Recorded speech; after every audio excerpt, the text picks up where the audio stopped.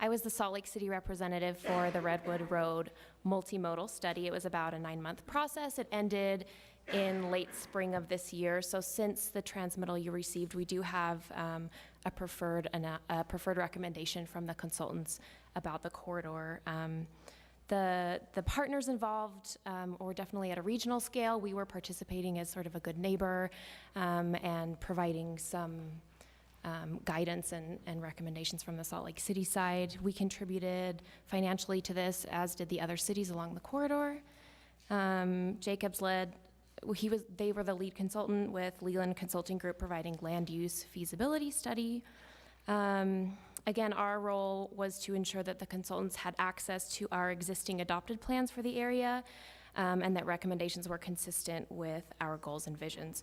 So I provided the West Side Master Plan, the Transit Master Plan, the Pedestrian and Bicycle Master Plan, Plan Salt Lake, the 9-line corridor plan, as resources for the consultants to use. And then they also collected data and analyzed that in terms of traffic projections, long-range traffic projections, bus ridership current and projected, with help from Wasatch Front Regional Council on that. There was a public process, primarily a survey that was distributed online and in person in both Spanish and English. The Salt Lake City residents accounted for just over 29% of those survey results. And the Salt Lake City residents ranked their priorities, their improvement priorities, as bicycling followed closely by pedestrian improvements. They said they were satisfied with the current car conditions and fairly satisfied with existing bus conditions. So the preferred recommendations that came from Jacobs and Leland in the final report and implementation plan include widening sidewalks to be a 10-foot mixed-use path, repairing sidewalks, existing sidewalks, improving transit stops and connections, and then maintaining and enhancing bike lanes and providing safe pedestrian crossings. So their recommendations are in line with what we already have planned for the corridor.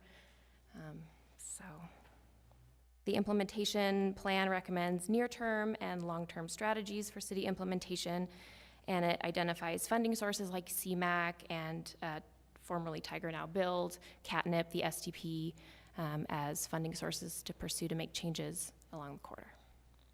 And what's the timeline on those? Those are really long-range funding pools. They are long-range funding. It sort of depends on what type of improvement you want to pursue.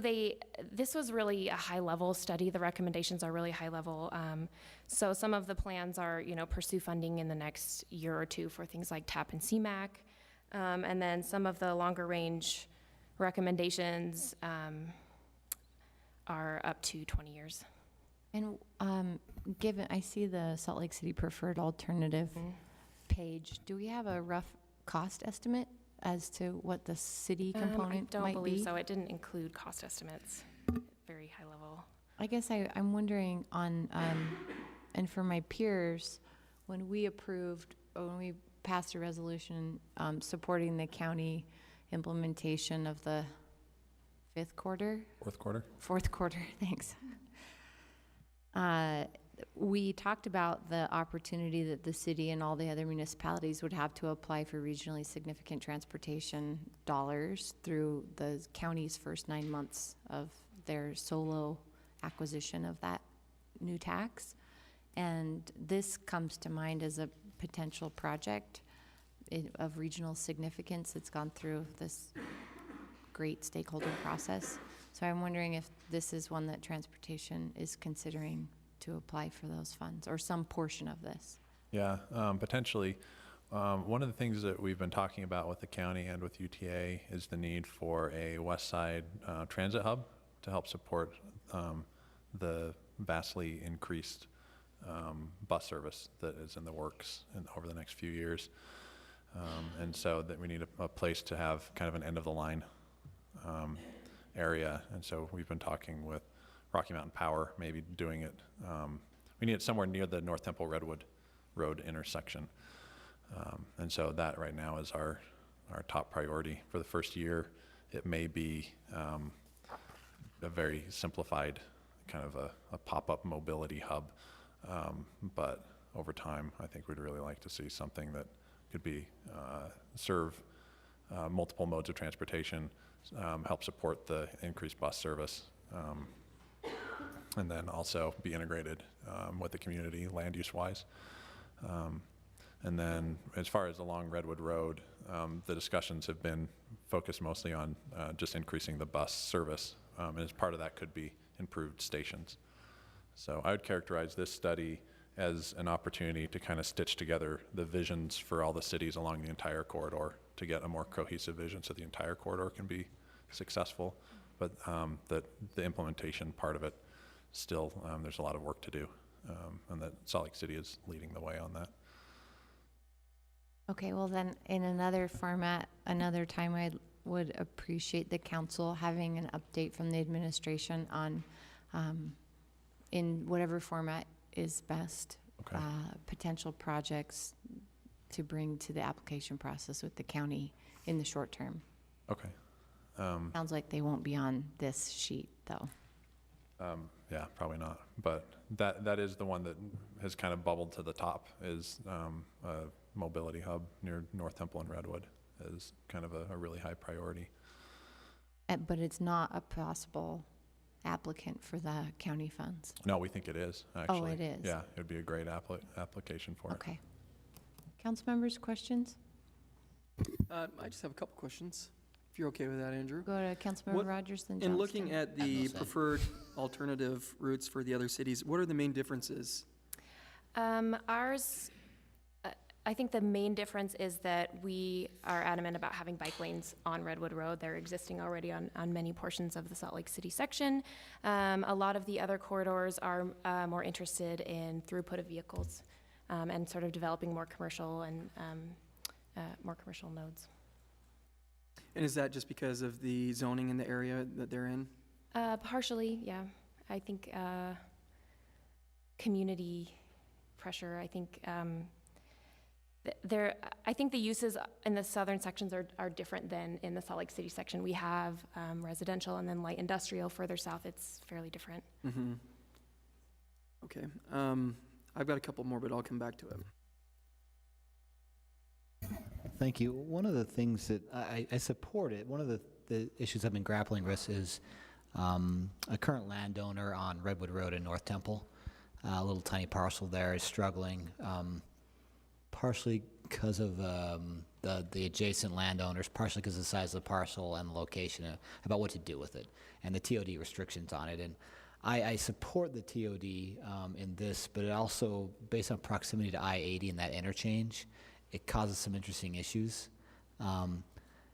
And I don't know how to rectify, how to sort of balance those things. And I'm looking at the planning back here as well at the same time, because as a vision, this makes some sense with the tracks line there, but I-80 within a quarter mile, essentially, of that tracks line causes some interesting dilemmas with the traffic flow and the number of vehicles. And I don't know if that's been brought into account here, and I'm not sure how to do it, frankly. It's just been on my mind a little bit lately. And I say that specifically because we've got a lot of airport, a lot of fast food, and drive-thrus included there, which we don't usually have in a TOD area, and a lot of commuters for certain businesses there. So it looks a little different than the surrounding neighborhoods, and so we may just need to grapple with that a little bit. I'm not sure how to do with it. I just bring it up because I know there's one petition before the Planning Commission right now, I think, about that, and so we may need to talk a little more about the Redwood Road and North Temple there.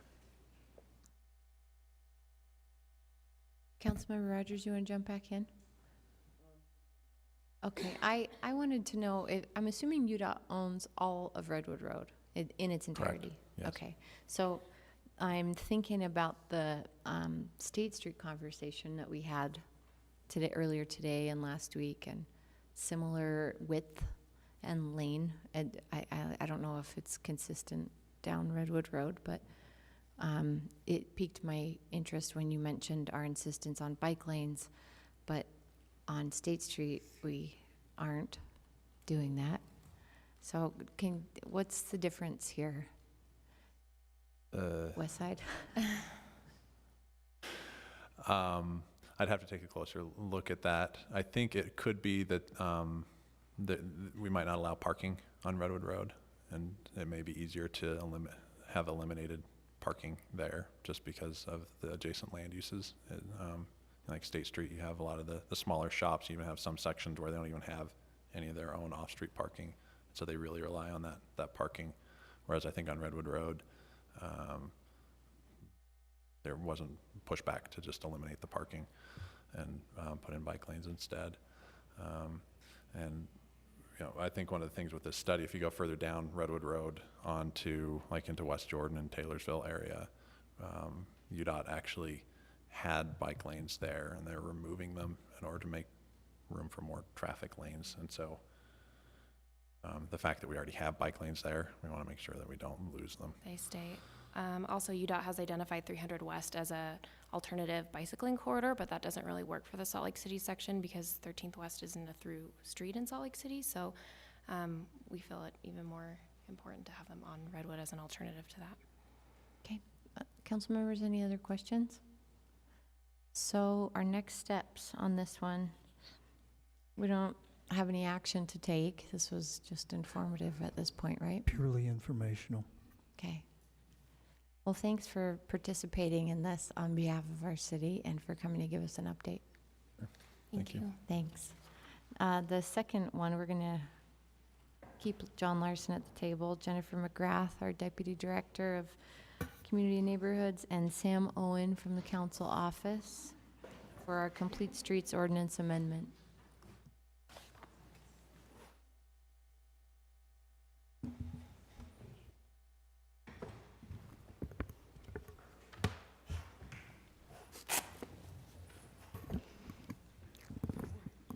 Sam, are you comfortable with me just kind of introducing this topic while you get set up, and then we'll be available for questions? Great. Thank you for having us here tonight to talk about the Complete Streets Ordinance. Really, as a result of reviewing the changes that were proposed to us, we have identified that the ordinance, as it's currently written, isn't as inclusive or as clear as we think it should be. So we'd like to discuss the possibility of doing maybe a more comprehensive look at this ordinance. Specifically, we want to look at including more than just bikes and peds. A true Complete Streets Ordinance considers more than that. It considers transit. It would consider new mobility options, things like Uber and Lyft or the scooters. It considers things like curbside management, which our ordinance does not contemplate. And in addition to adding more specificity and more inclusiveness on mode, we also would want to recommend including looking at all of our adopted plans, not just the Bike Ped Master Plan, but other adopted plans that we have. And then also being able to look at streets, not only for what they currently are, what they're proposed to be, but also in context, so as part of the larger system and part of our as part of our network, rather than in isolation. We also want to discuss the Complete Streets Ordinance continuing to be applicable to reconstruction projects versus adding slurry and chip seal projects. And this is because the reconstruction projects really provide us with the best opportunity to include Complete Streets components. And continuing down this path would obligate us to do Complete Streets reviews where we have the best opportunity for the most integration. 1300 East is actually a really great example of this, and I can go into that in a minute if you guys are interested in us giving you kind of an example of why.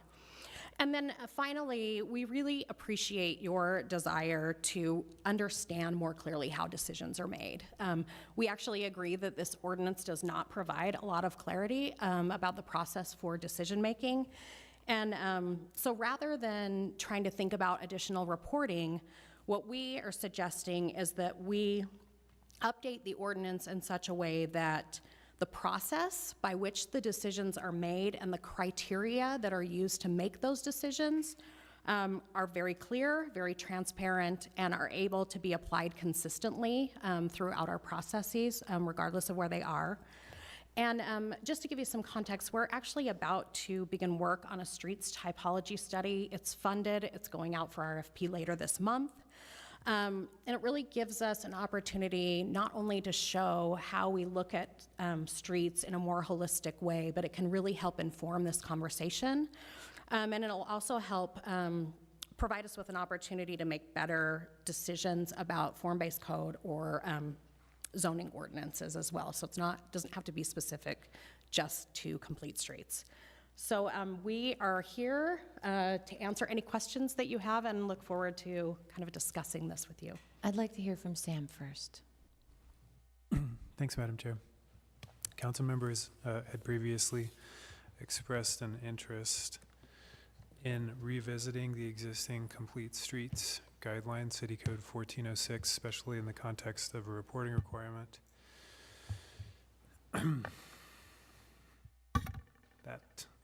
That amendment is now the subject of this briefing.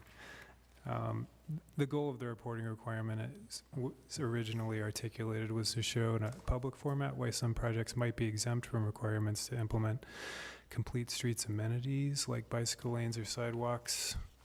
Again, that informed the amendment. That's the subject of this briefing now. The administration has provided feedback to both the existing ordinance, provided a lot of feedback to the existing ordinance and some feedback to the proposed amendment. That feedback is included in the staff report, and it's also included as attachment in the online public packet. At this point, council members may wish to discuss the current proposed amendment. There are a number of policy questions that touch on some of the issues that the administration has raised as well, such as expanding the ordinance and making it more integrative. And a few options have been identified. One, the council may wish to go ahead, pending discussion, council may wish to go ahead and adopt the proposed amendment in its current form. The council may wish to defer action pending more information, feedback, or another proposal from the administration, or the council may wish to go ahead and adopt the current proposal in its current form and invite the administration to share feedback and possibly future amendment as well. So with that, Madam Chair. Thank you, Sam. I want to give Councilmember Kitchen a moment. I think you have questions, but you also are the momentum that brought this to the conversation. Thank you. Appreciate it, Madam Chair. And thank you, Jennifer and transportation folks for bringing this. This has been kind of a slow roll at the beginning of the year, and as we began to dialogue around this massive $87 million bond for streets, it became clear to me, and I believe my colleagues as well, which is why they supported me in this effort, that we needed to tighten the complete streets ordinance. And of course, this year we've seen enormous disruption in transportation in our city, especially when we look at these scooters and potential multimodal transit options that might be coming in the future that are maybe we're unaware of at this moment, or maybe we are aware, but I'm not sure exactly what we're looking at. And so this is more than bike lanes. And so I appreciate the need to maybe look at this more comprehensively, as you mentioned, Jennifer.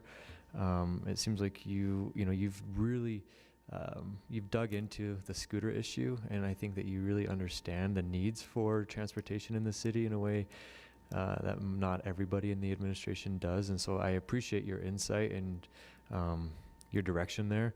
But I will say that we are 4 weeks out until the election, 28 days.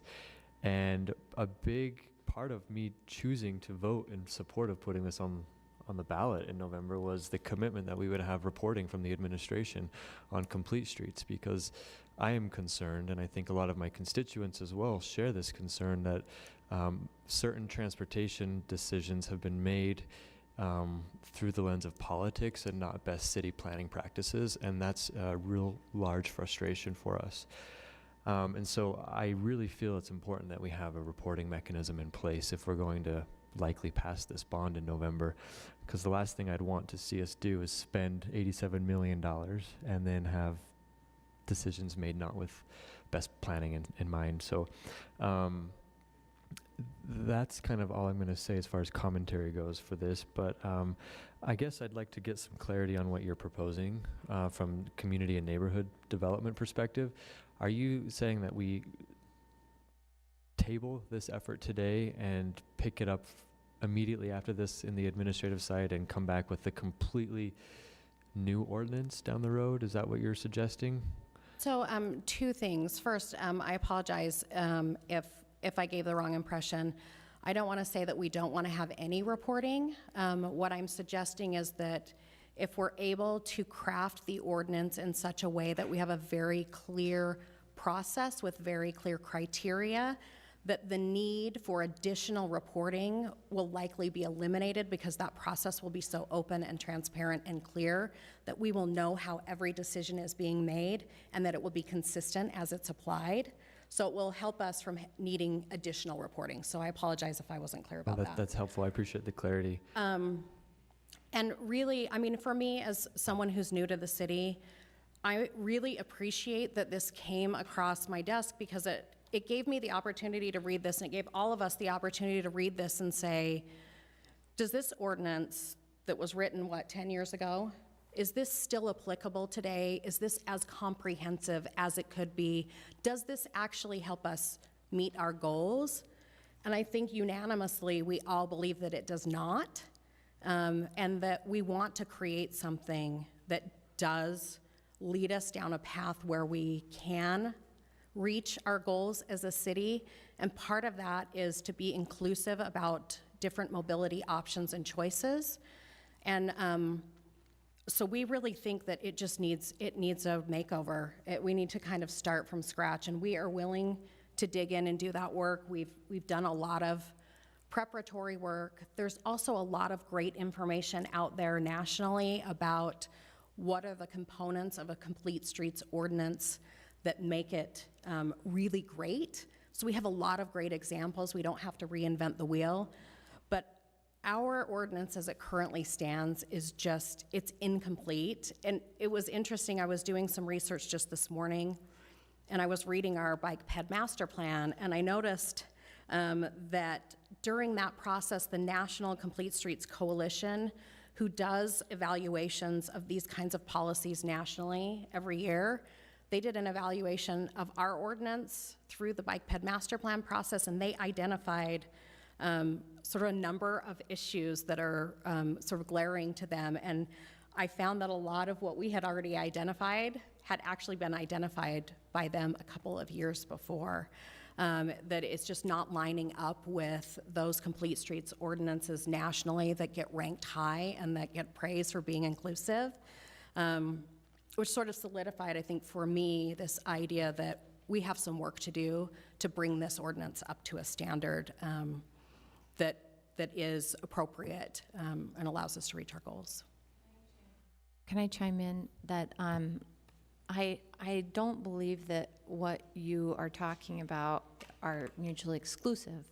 And I think that what Councilmember Kitchen has led in our body over the last year as we contemplated the GEO bond and an investment in our streets and some concerns that some council members, if not all the council members, have had with the way some complete streets decisions have been made, that we could, it seems, my hope is that we can find a way to achieve the tune-up that we seek prior to the bond vote happening, and use that as a platform to build the rest of the review that I think is totally justified and, as you said, unanimously seen from the administrative side. That's exactly what Sam and I had a conversation about this offline, not today, but recently, and that's my hope, is that we can maybe tie in this reporting ordinance or reporting mechanism today, just to give us a bit of comfort going into November, and then look at a complete rebuild of the complete streets ordinance whenever you and staff has the opportunity to get that done. I think it's totally fair that today we could decide on what an appropriate reporting mechanism could be, with the understanding that we will put that in place right now to give a comfort level, not just to the council, but to the residents of Salt Lake City. And then also work really hard on just kind of doing a complete makeover. And I think I'd love to hear from my compadres here at the table about, what appropriate reporting mechanism might look like, and what's doable from a resource perspective, and what would give us the best opportunity to give you the information that you need. Yeah, so we've been having a lot of discussions internally about, we see this as an awesome opportunity if we're going to be rebuilding a bunch of streets, that we got to rebuild them right, and make them truly human-scaled, multimodal, and that they serve the residents of the city and not just cars, right? And so we see that it's a tremendous opportunity, and have no problem providing reporting on that. I think the thing that made us a little nervous on the reporting end is if we have to divert efforts away from the transit master plan implementation and the doing the rebuilds of the major streets on the bond list, and if we had to do reporting on small sections of street that are built for a slurry seal, and that it would be pretty onerous to have to do reporting for every slurry seal in the city. And so do you see that would just be the concern. the key changes that are proposed in the staff report would be onerous? The last thing I saw, it had just kind of a dollar amount, and so we would just want to make sure that if we do include slurry and chip seals on there, that maybe we do it if it's over a certain length or something, that we could do the reporting on that. But so it's not necessarily onerous, but I think it has that potential. So we just want to make sure that because that could be 50 reports this summer, sort of thing. If I can add, we're in right now construction's winding down, so a lot of the slurry and chip seal projects that we're doing are not going to start up again until next May. So you may not get what you're looking for. What we can do is look at some of the projects we're doing this summer, like Gladiola and 1700 South. They're coming up, and what we're anticipating for 2700 South, and give you a report of what we've done in the last few projects, and what we anticipate for the future, but maybe give you a report also of, as we try to nail down what roads we're going to slurry or chip seal, what's the anticipated fix or striping going to be. So we can look backwards and forward. Right now we're in that weird position where nothing's really going on. Council members, do you have thoughts, do. questions? Councilmember Rogers? Yes, we just did our pavement condition survey, and seeing that we have really, really bad streets, I want you to go back and figure out which streets we'll be able to do a complete streets ordinance on, all of them. I'm just kidding. Okay. I really love the staff report. I think for transportation to come back with suggestions and ideas is just key for us to move forward. I think going back and forth and just throwing out ideas doesn't help unless there's a great base that you guys can bring to us and we can discuss and go back and forth. So I would love to see that come back from staff with recommendations and ideas for complete streets so that we can discuss it and have a really good in-depth conversation about what we're looking at. That's what I would suggest, Madam Chair. Can I ask you a question then? Yeah. So on our staff report on page 2, under key changes, there's some council office created proposals there for 140602. So are you talking, let me get to the right page where you're at. Are you on page 3? I'm on page 2. Okay. It goes into page 3. It's under key changes, and there's 2 versions that are prepared, and maybe Sam, you can help us march through it. But I guess I'm trying to feel if you'd be, what you just said, are you saying that you'd be favorable of us moving forward the changes proposed here and saying, yes, please, transportation, work on a revamp? For sure. That may or may not then affect the changes that we would implement For sure. I mean, rather we heard him say immediately. that you're willing to do that, to dive in and really make the changes that we need. So for sure, I'm in favor of that. Cindy Gus Jensen? There's one piece I think that maybe we're talking past each other on, and that is the addition of the slurry seal is a much bigger piece than we realized that it was. So I don't know if you're going to do an interim solution, you may want to take a straw poll on whether you want to have that include the slurry seal or that's not a piece that we had, as staff, spent a lot of time on. Would it be helpful for us to provide an example? I think that's a really Sure. great point that Cindy's making. So 1300 East, I think, is a really great and timely example. If we were just doing a slurry or chip seal on that street, we would not have an opportunity to put in bike lanes because of how the street currently exists with the super deep gutters and the transitions from the driveway to the street. We couldn't safely put in bike lanes. So that would just take that off the table for us altogether. We could not even consider that because it wouldn't be safe. But with a reconstruction, we can absolutely consider that and talk about what are the trade-offs, what are the different opportunities now that we've reconstructed it, because we basically have the full width of the street to work with again. And so we have more options and we have more opportunities to do the kinds of things that make sense there.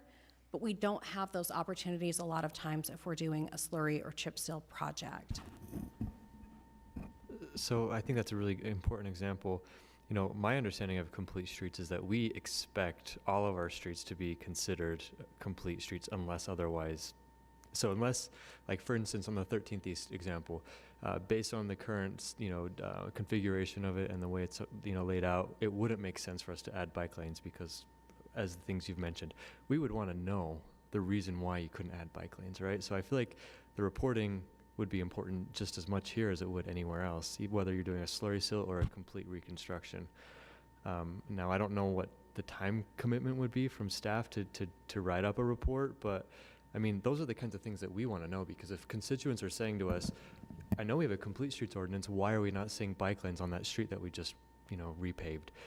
I mean, we need to have some sort of reference point rather than saying, well, it's re-election year and some people don't want it, right? So I think, I don't know if that's making sense to you, but like the reporting, or we need to have some sort of reference point for our residents and even ourselves.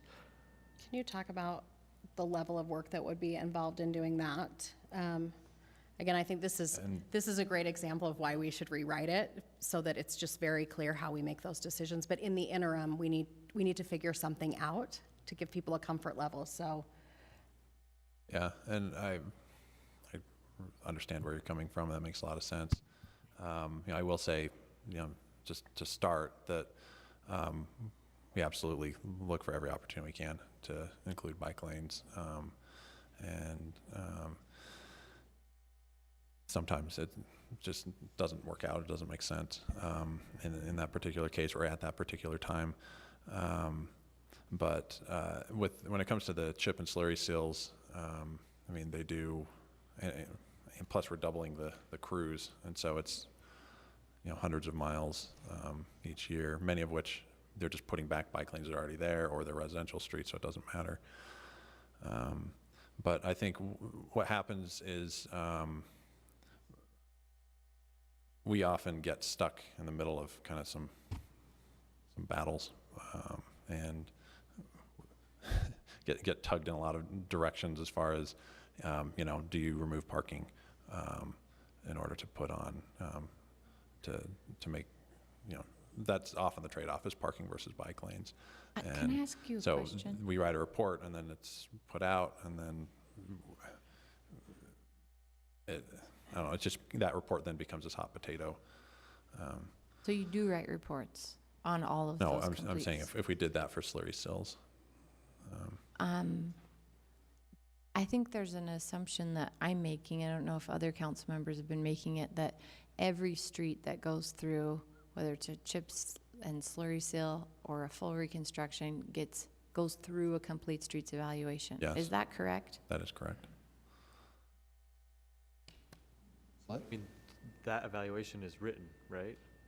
Or is it just one person making a recommendation, thumbs up, go ahead and just, I mean, if you're already doing the analysis, it seems like the reporting would not be that challenging. Or what are you suggesting that you are concerned about it becoming too much of a political hot potato, that it's not in the city's best interest to do a report?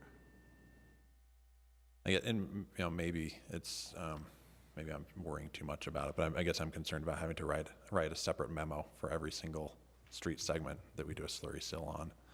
Only when you choose. So I think my intent anyway is only when you choose not to follow complete streets, or when you choose not to incorporate a bus stop or a bike lane or a curb and gutter or whatever. I don't know what you end up not doing, but like whenever that doesn't It usually happen. comes down to bike lanes if you're talking about controversy. Yeah, But but we want to codify bike lanes so that we can say like our city demands bike lanes, so we have no Right. choice, right?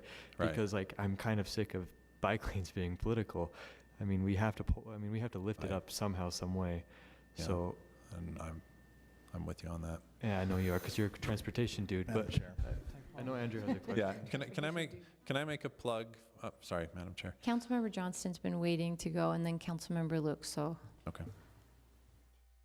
So if I understand this correctly, is there, every time you go and do a seal of some sort, or repair on a street, no matter how small, you're looking at the streets, there's some obvious stuff? Or is there, you said there is actually an analysis of whether it should be, if it's not a complete street or definition, if it should be included that way? Is that true, or?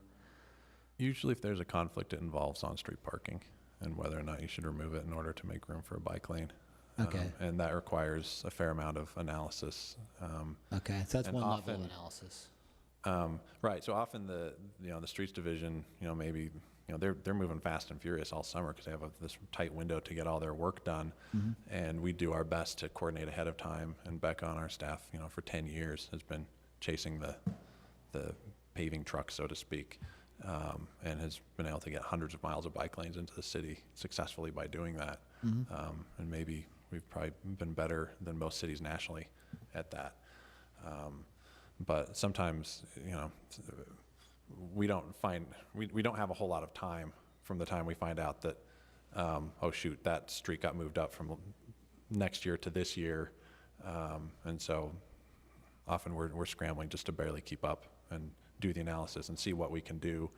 And so sometimes it might even, slip through the cracks. And it's like, there are some missed opportunities just purely from not having the staff time. I mean, that's a process that we're looking at is, how can we get better coordinated and between engineering and streets and transportation to get out ahead of it better. But it's, they're doing surface treatments on so many streets that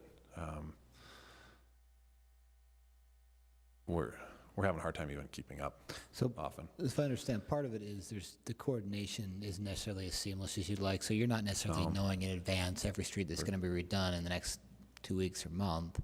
And Therefore, we're trying. I'm not trying to Yeah. air dirty laundry and No, that's fine. But yeah, I mean Okay. we're working as best we can to collaborate, but it's like Yeah. So I guess my concern is that if we're going to hold transportation responsible for the reporting on it, there's also some other stuff that's going to have to go on about coordination and planning ahead and those kind of things. Otherwise, we're asking them to do something that they don't have the ability to do at this point. And I'm not interested in putting more onerous requirements on anybody.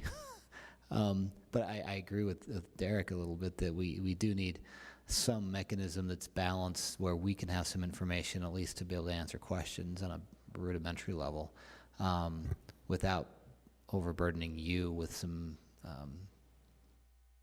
I guess, expectations that are just not reasonable at this point.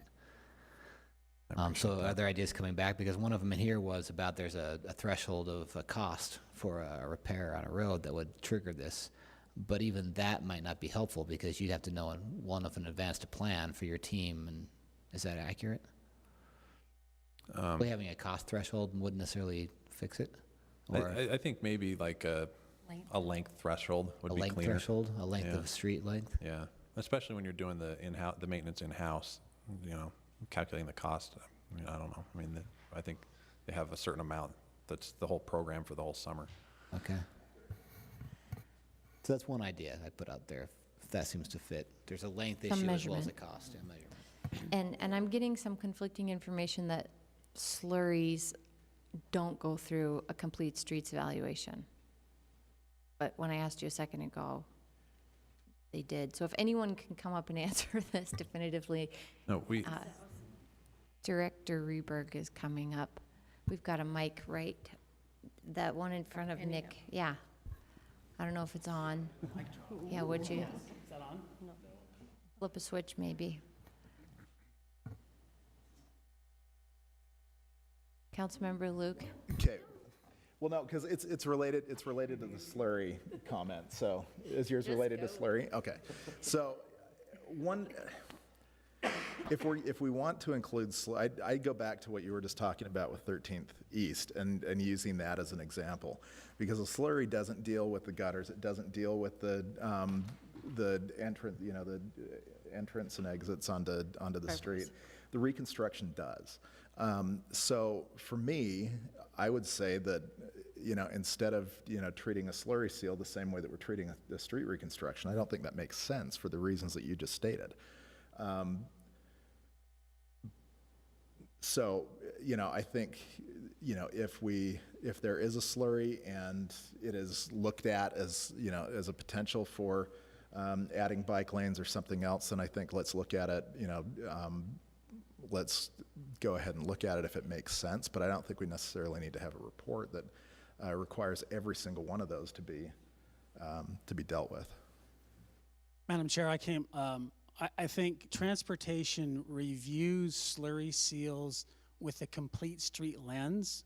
So they look at that and see if it's possible. By ordinance, slurry seals are not part of the complete streets ordinance. That's reconstructions and new construction.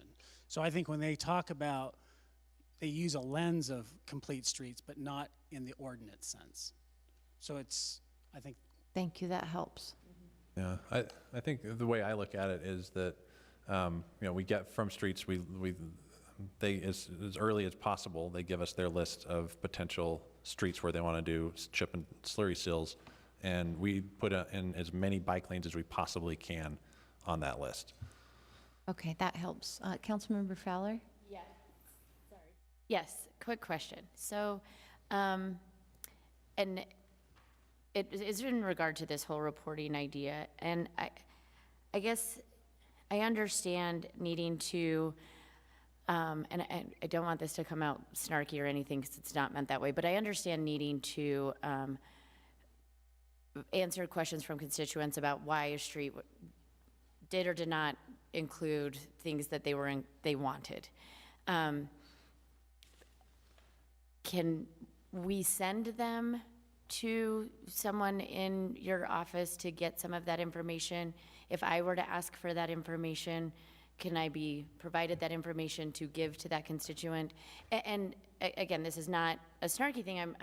I feel sometimes that we require a lot of reporting or this paper trail when that seems like a lot of extra work that I'm not sure how necessary it is.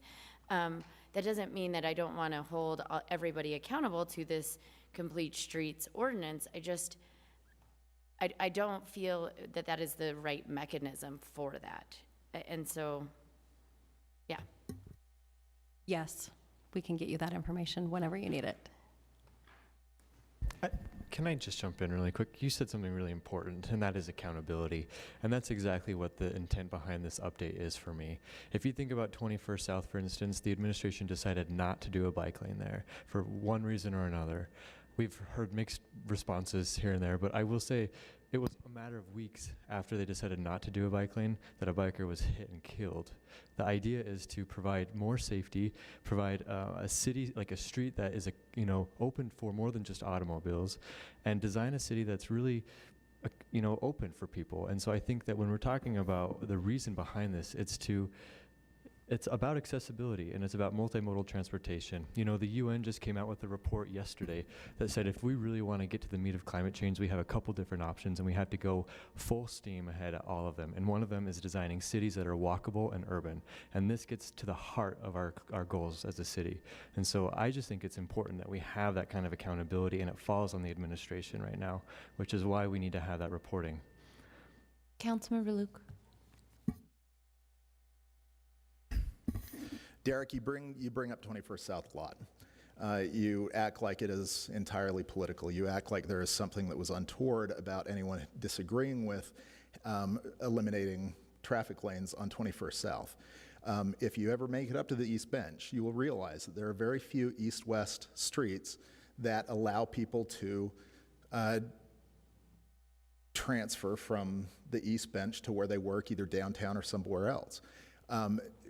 Residents are not opposed to complete streets. What they're opposed to is pretending like every single street is exactly the same, and that every street doesn't have the same number of cars that use it. And once you start making decisions based off of, assuming that every street is the same, that is where we get that's where we come up with problems. I don't, and look, I frequently am, not defending the administration. On this one I am, because I don't think that it was just a willy-nilly decision that they chose not to do it. I think that there were a number of fact-based issues that if you would familiarize yourself with the issue on 21st South, you would know that the segment that we were talking about dealt with an hourglass format where they were going to go from 2 lanes to 1 lane to 2 lanes again, where if you look at the safety issues, complete streets is about creating safety. It's about creating predictability. It's about creating opportunities. That one doesn't do it. So Derek, I think if you want to talk about complete streets, pick an argument that makes sense, that's not just political, because you keep saying that it's political. There are other issues to do it. And I don't like you, when you start saying that my constituents don't, that they don't support it, or that they don't support climate change, or that they, don't believe in climate change because they don't want to have this city. I mean, that's ridiculous. The reporting component that's important here. That is and ridiculous. I think, if I may here, that the request for a more transparent reporting mechanism may have assuaged some of the council or Derek's concern that, how was the decision made? What were the kind of considerations that were made in the balances of If Councilmember trade-off? Kitchen asked you that question, could you answer it? Hang on, I'm just trying, what I'm you trying wouldn't to need a say is, report. there's value in what Councilmember Luke is saying, that it's a more complicated and nuanced probably assessment than what some people might think went into it.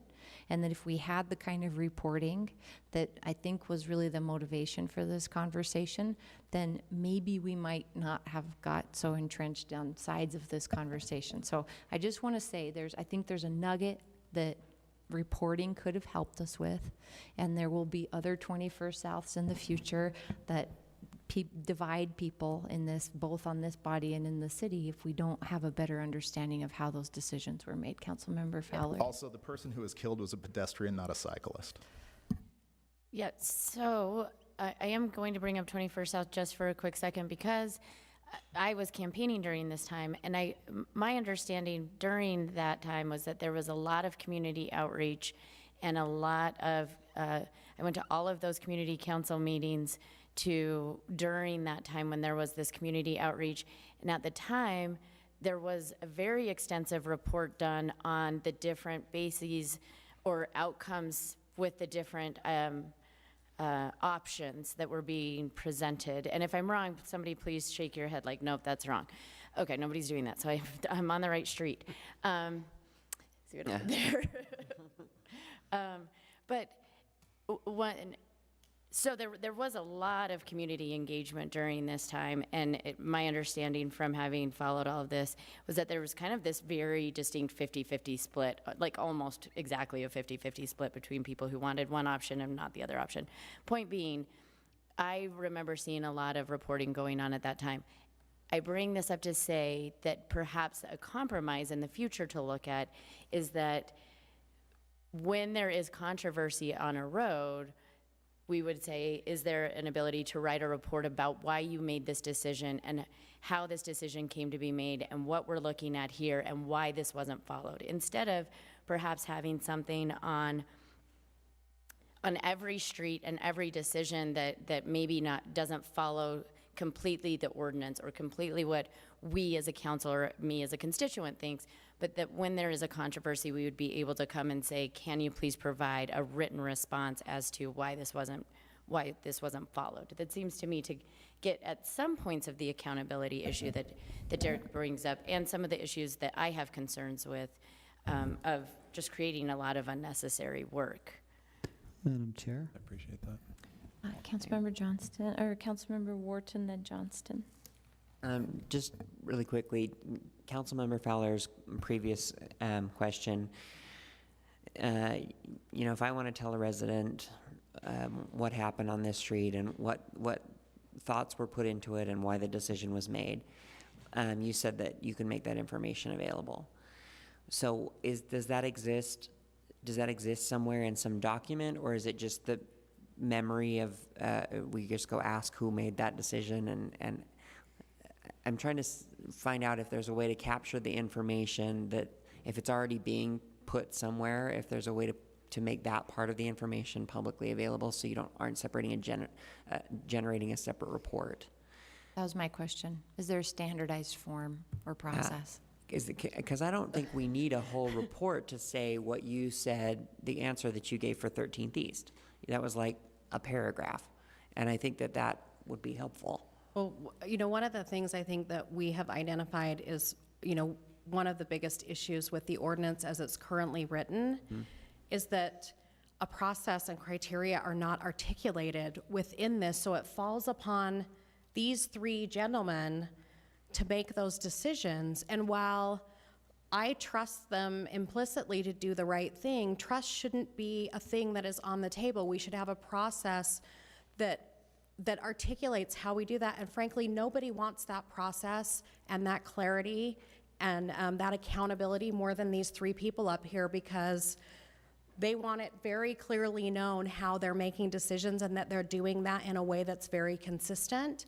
And right now, because that process and those criteria don't exist, they may be trying to be consistent and clear, but if a different person is sitting in one of those chairs without a policy that articulates that process, that could shift and change over time. Of course. The other thing that isn't contemplated in this ordinance, I think I'd be remiss if I didn't mention, is considering public input. And I know from my short time here that each of you care deeply about what your residents think and want and feel. And the ordinance as it's currently written does not allow us to contemplate that at any level. And that, I think, is problematic. But what is the answer to my question? Does it exist somewhere in paper form, or is it that you have to go back and be like, okay, remember why we didn't do that? It depends. If it's something that we know is going to get hot politically, then the level of documentation multiplies exponentially. But in some cases, there's still a handful of kind of the no-brainer projects out there, right, where it's just like you can just see the line on the map, that you can squeeze in some bike lanes with very minimal controversy, and so we just roll ahead. Madam Chair. Councilmember Johnson's in line, then Thank you. Councilmember Rogers. You hit the question I was going to ask, because I think 21st South is probably not a good example in this situation for various reasons. I do know you have a lot of criteria you go off of in evaluating a street. I don't think it's willy-nilly. I know there's traffic patterns, there's flow, there's volume, there's a lot of issues there. There's still some judgment, obviously. But the question, I think, back to Councilmember Fowler and Morton is, if a constituent or we ask about a particular street, would you be able to answer the question about how that decision was made? Is that as of Yes. right now? Yes. To answer it, it might not be in written form. So for example, if 13th was a slurry, we would just go, we can't safely put a bike lane in, so we're taking it off the table, and we wouldn't document that. But we could articulate that. If asked, we could document that. Yes. Okay, so that's, I guess for me, at least in the meantime, because you're talking about a larger ordinance revision makes a lot of sense, but in the meantime, on a case-by-case basis, it could be asked of your department, and you could give us an answer of one form or another about the rationale for doing or not doing something. Is that accurate? Correct. Yes. All right, so that's what I'm getting at from my reporting issues right now. I think as long as we have a mechanism where we can point somebody in the right direction or we can get information, I think that satisfies my desire as far as reporting initially, but long-term, I think we need bigger solutions. I know Councilmember Rogers, but I want to mention that sounds good, but I hear John Larson saying that there's concern in their department that those kind of inquiries at this point might slow down these other really critical processes we want you to be working on with UTA and with lots of other important transportation projects. So that it sounds like a clunky request at this point, and I'm hoping we can come up with a more efficient request. And maybe your suggestion about, well, you started with cost and John recommended maybe length. Maybe that's a place that we could go to find a compromise. Councilmember Rogers, then Fowler. Yes, you guys are professionals, and I want to go back to my first part where I just said, how about you come back with a proposal and some ideas? Because we are just bannering back and forth. I think you understand where we're coming from. Reporting is key, but we need to make sure that we have a good ordinance in place that is actually usable. So I would go back to my first request that transportation come back, or community and economic development, or yeah, exactly, and then come back and we can discuss this, because we're spinning wheels here. And I'm just gonna, if I may, Madam Chair, echo on that, in that I would feel uncomfortable adopting any sort of amendment to the ordinance right now because of this concern that the ordinance as a whole needs to be looked at, and that we're running into this problem, and there are certain issues here, and that we're clearly all very emotional about this, that in the interim of getting except Andrew's not emotional about it, just kidding. I saw that look. That in the interim of putting together a very perhaps comprehensive new ordinance, we know that there may be, albeit a clunky answer for these inquiries. It's there, and we can start to look at that while we're kind of waiting for something that might address all of these concerns that we're having. Madam Chair, if I may. I just want to say I'm actually not feeling emotional about this subject, which is a great relief to me. Go ahead, John. Just based on my 1 year, I hit 1 year today at the city, and I've really enjoyed it. Your So, Rolex is in the mail. I'll watch for it. Don't hold your breath. Just from, yeah. From what I've seen, any request that would come for us explaining a justification for why we didn't put in bike lanes, I don't think that would be an onerous thing that we could commit to. I think that would be a handful of projects a year at this point, and we'd be happy to explain why. So, and then I'd also just like to, as far as pulling back on the longer term, not even that long term, the rewrite. I want to make a plug for kind of the nerdy term for it is the street typologies project. Yeah, I don't know what you mean. So tell me more we about won this. a grant from WFRC through their Transportation Land Use Connection program. So we're putting up 20,000, they're putting up 100,000 to take a look at basically templates for what streets should look like. So I see it as completer streets. If you look at a traditional transportation master plan, you have local, collector, arterial, and then above, as far as your street cross sections. And the more progressive cities are moving well past that and realizing that you can't just look curb to curb. You really need to look building to building and really understand the context and the urban design. Walkability has as much to do with the way that the buildings are designed. And one of the great things with Salt Lake City and our amazing planning department is we have things like form-based codes. And so ideally the public-private space is fully integrated and you're looking at it comprehensively. And so this project is going to provide us an opportunity in a very open and public way to look at all the streets in the city and how they can be their best selves, I guess, and what we want them to be when they grow up. And so including the building form, the sidewalk, the curb, the gutter, and then everything in between. And so it would give us that opportunity to have, maybe 10 or 20 different types of streets that we'd want to, and intersections. So one name that possibly we could use would be the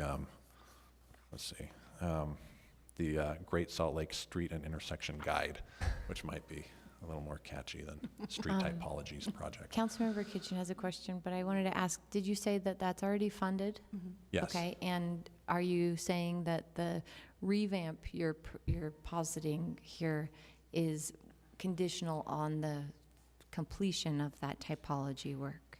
Ideally, Not conditional, but it would be well-informed by that work, which is funded and going out for RFP this month. And a timeline on its completion is 9 ish? months. 9 months. Okay. Councilmember Kitchen? On the proposal to make an update, a comprehensive update to the ordinance, is that going to include sidewalks as well, or is that more of the typology work, or both? We want to contemplate bikes, peds, transit, scooters, Urban Uber and design. Lyft. Yeah, I mean, we want this to be very inclusive of all users, all ages, all modes, all abilities. And you're contemplating the business model of future transport, or potential business model of a future transportation network that might include car share and other Yeah, sorts of things like curbside that. management is something Okay. that's really important to include. Bioswales even. Yeah. What'd you say? Bioswales, yeah. I've been waiting for Very bioswales. inclusive. So, They don't work fantastically with our, Now you got me. and my last question is, geotechnical issues, but yeah. so just to combat the perception that 2100 South is not safe, would you be willing to take me for a bike ride up there? Like a tour? I'd like to experience the area on a bike. So Do you want to keep this going? Really? Let's. You want to talk about politics? You're let's running for be office and you want to cool. act how progressive you are? I mean, come on, Derek. Council members, I would like to go for a bike please.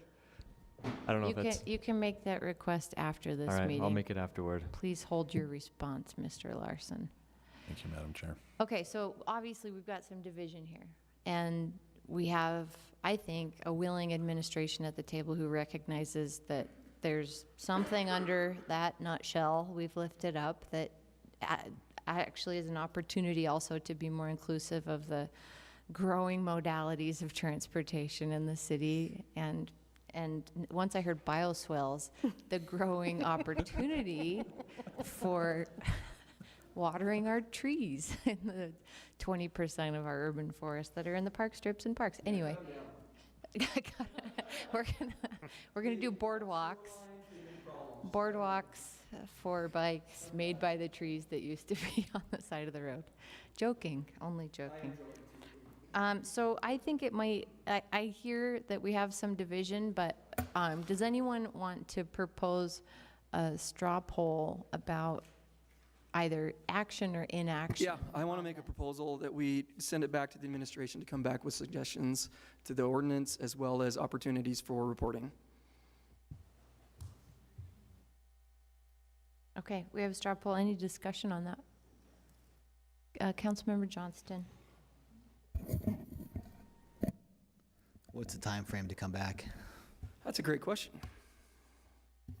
I mean, if you, I mean, are we talking about community outreach? Are we doing all that again, or are we well, just I mean, looking for an update to suggestions? an ordinance requires notice and public outreach, and if we want to do it right, then yes. I mean, I want to do this right because it is obsolete. We've heard him say that nationally it's not being met, right? Correct.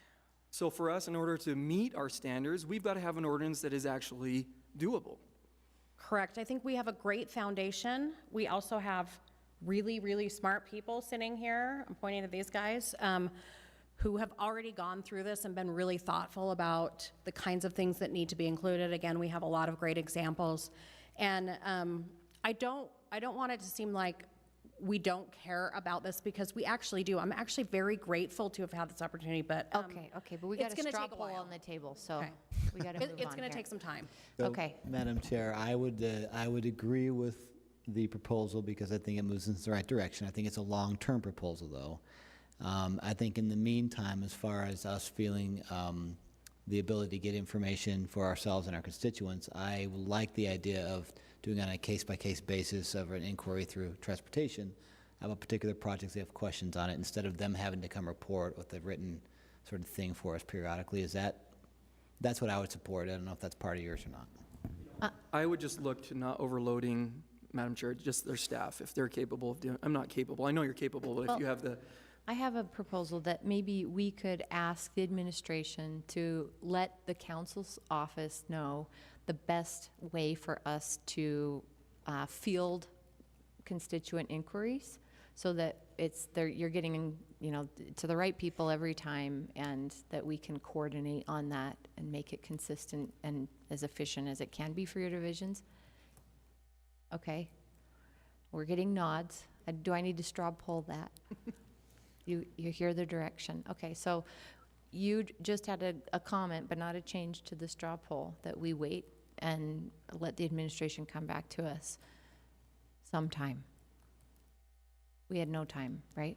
Director Reberg, you want to say something? I was going to say, we'll come back in the next meeting or two to give you a sense of what we think a good process is for a long-term rewrite. But at that same time, we'll give you some suggestions about how to address the short-term reporting issues that we're all trying to get a handle on as well. Is that fair? I appreciate that, but we'll motion our appreciation either with a thumbs up or a thumbs down, okay? So all those in favor of allowing the admin time to go contemplate this, come back to us and give us a process for the interim, thumbs up. Okay, we have 7 up. Thank you. Is there any other straw polls? And do we need, it sounds like this has been a very clear discussion, but is it helpful for the council to straw poll that we request you to make specific adjustments, or? Madam Chair, Sam, please. the National Complete Streets Coalition recommendations for the ordinance that Jennifer mentioned, they're in the staff report on pages 4, 5, and 6, and the council may or may not wish to ask the administration to look at those to guide that process, kind of to your question. I don't know if that's useful, but That would be, so it sounds like we have a good national reference that we could ask our administration to reflect upon and give us some let me try to rephrase that. Respond in the context of these national best practice recommendations. Okay, can I get a straw poll? I'll propose the straw poll that we ask the administration to respond in the context of the national recommendations. Okay, unanimous. Anything else, council members? Great, thanks guys. That was a fun discussion. And look at that, that was just item 2 on our agenda. Enjoy your time here. I see our friends from UTA in the audience, so I would like us to, and John is at the table. I'm still here. Let's at least get through item 3, our funding our future transit update, and then council members, we are going to take a dinner break as we've had scheduled after this item. Julian Sabula, pleasure to see you. Ben Ludke, Russell Weeks. I'm just making this up as I see people. I know Jennifer McGrath is still in the audience as well for us. And Kira Luke. Kira's Come coming. on up, Kira. Kira. There's a seat. Ben, Russell, Kira? Russell. Kira. Al, Funding our future is a Kira item, really. this is sort of an update of how things are going toward an interlocal agreement with UTA on the on transit systems that may be implemented. The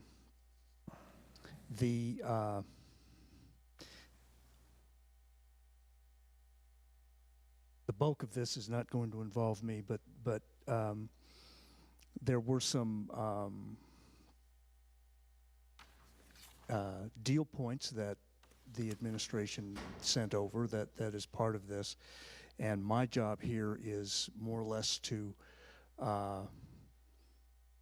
really sort of review the how we got there, and that came from early discussions with the council dating from May and June. And I just wanted to refresh everyone's memory at the start so we can see how we got here. There were 2 straw polls made on May 29th. One one of the polls endorsed the implementation of a first phase of proposed service that included increased transit coverage on the west side of the city and other underserved areas, increased ridership volume, particularly in the downtown area, and infrastructure build-outs. The second straw poll was to support requesting that Transportation and Community and Economic Development come back with implementation plans for 1000 North, 600 North, 900 South, 400 South, 200 South, and 2100 South, and including the trips to transit and other innovative transit programs. That all sort of added up to really about $18,000, all of that. But it was clear from the tape that I reviewed that there was going to be original emphasis on 200 South, 900 South, 2100 South, and then 1000 North and 600 North, you know, as part of a phased implementation of transit, you know, of a frequent transit plan. And I think that's where I ought to stop, because I think, you know, you can use that to compare that to the deal points that were included in the packet. Thanks, Russell. Thank you, Russell. Oh. Kara, did you have anything else? Great, thanks. John, are you up? Yeah, really quick, and then I'll turn it over to Julianne.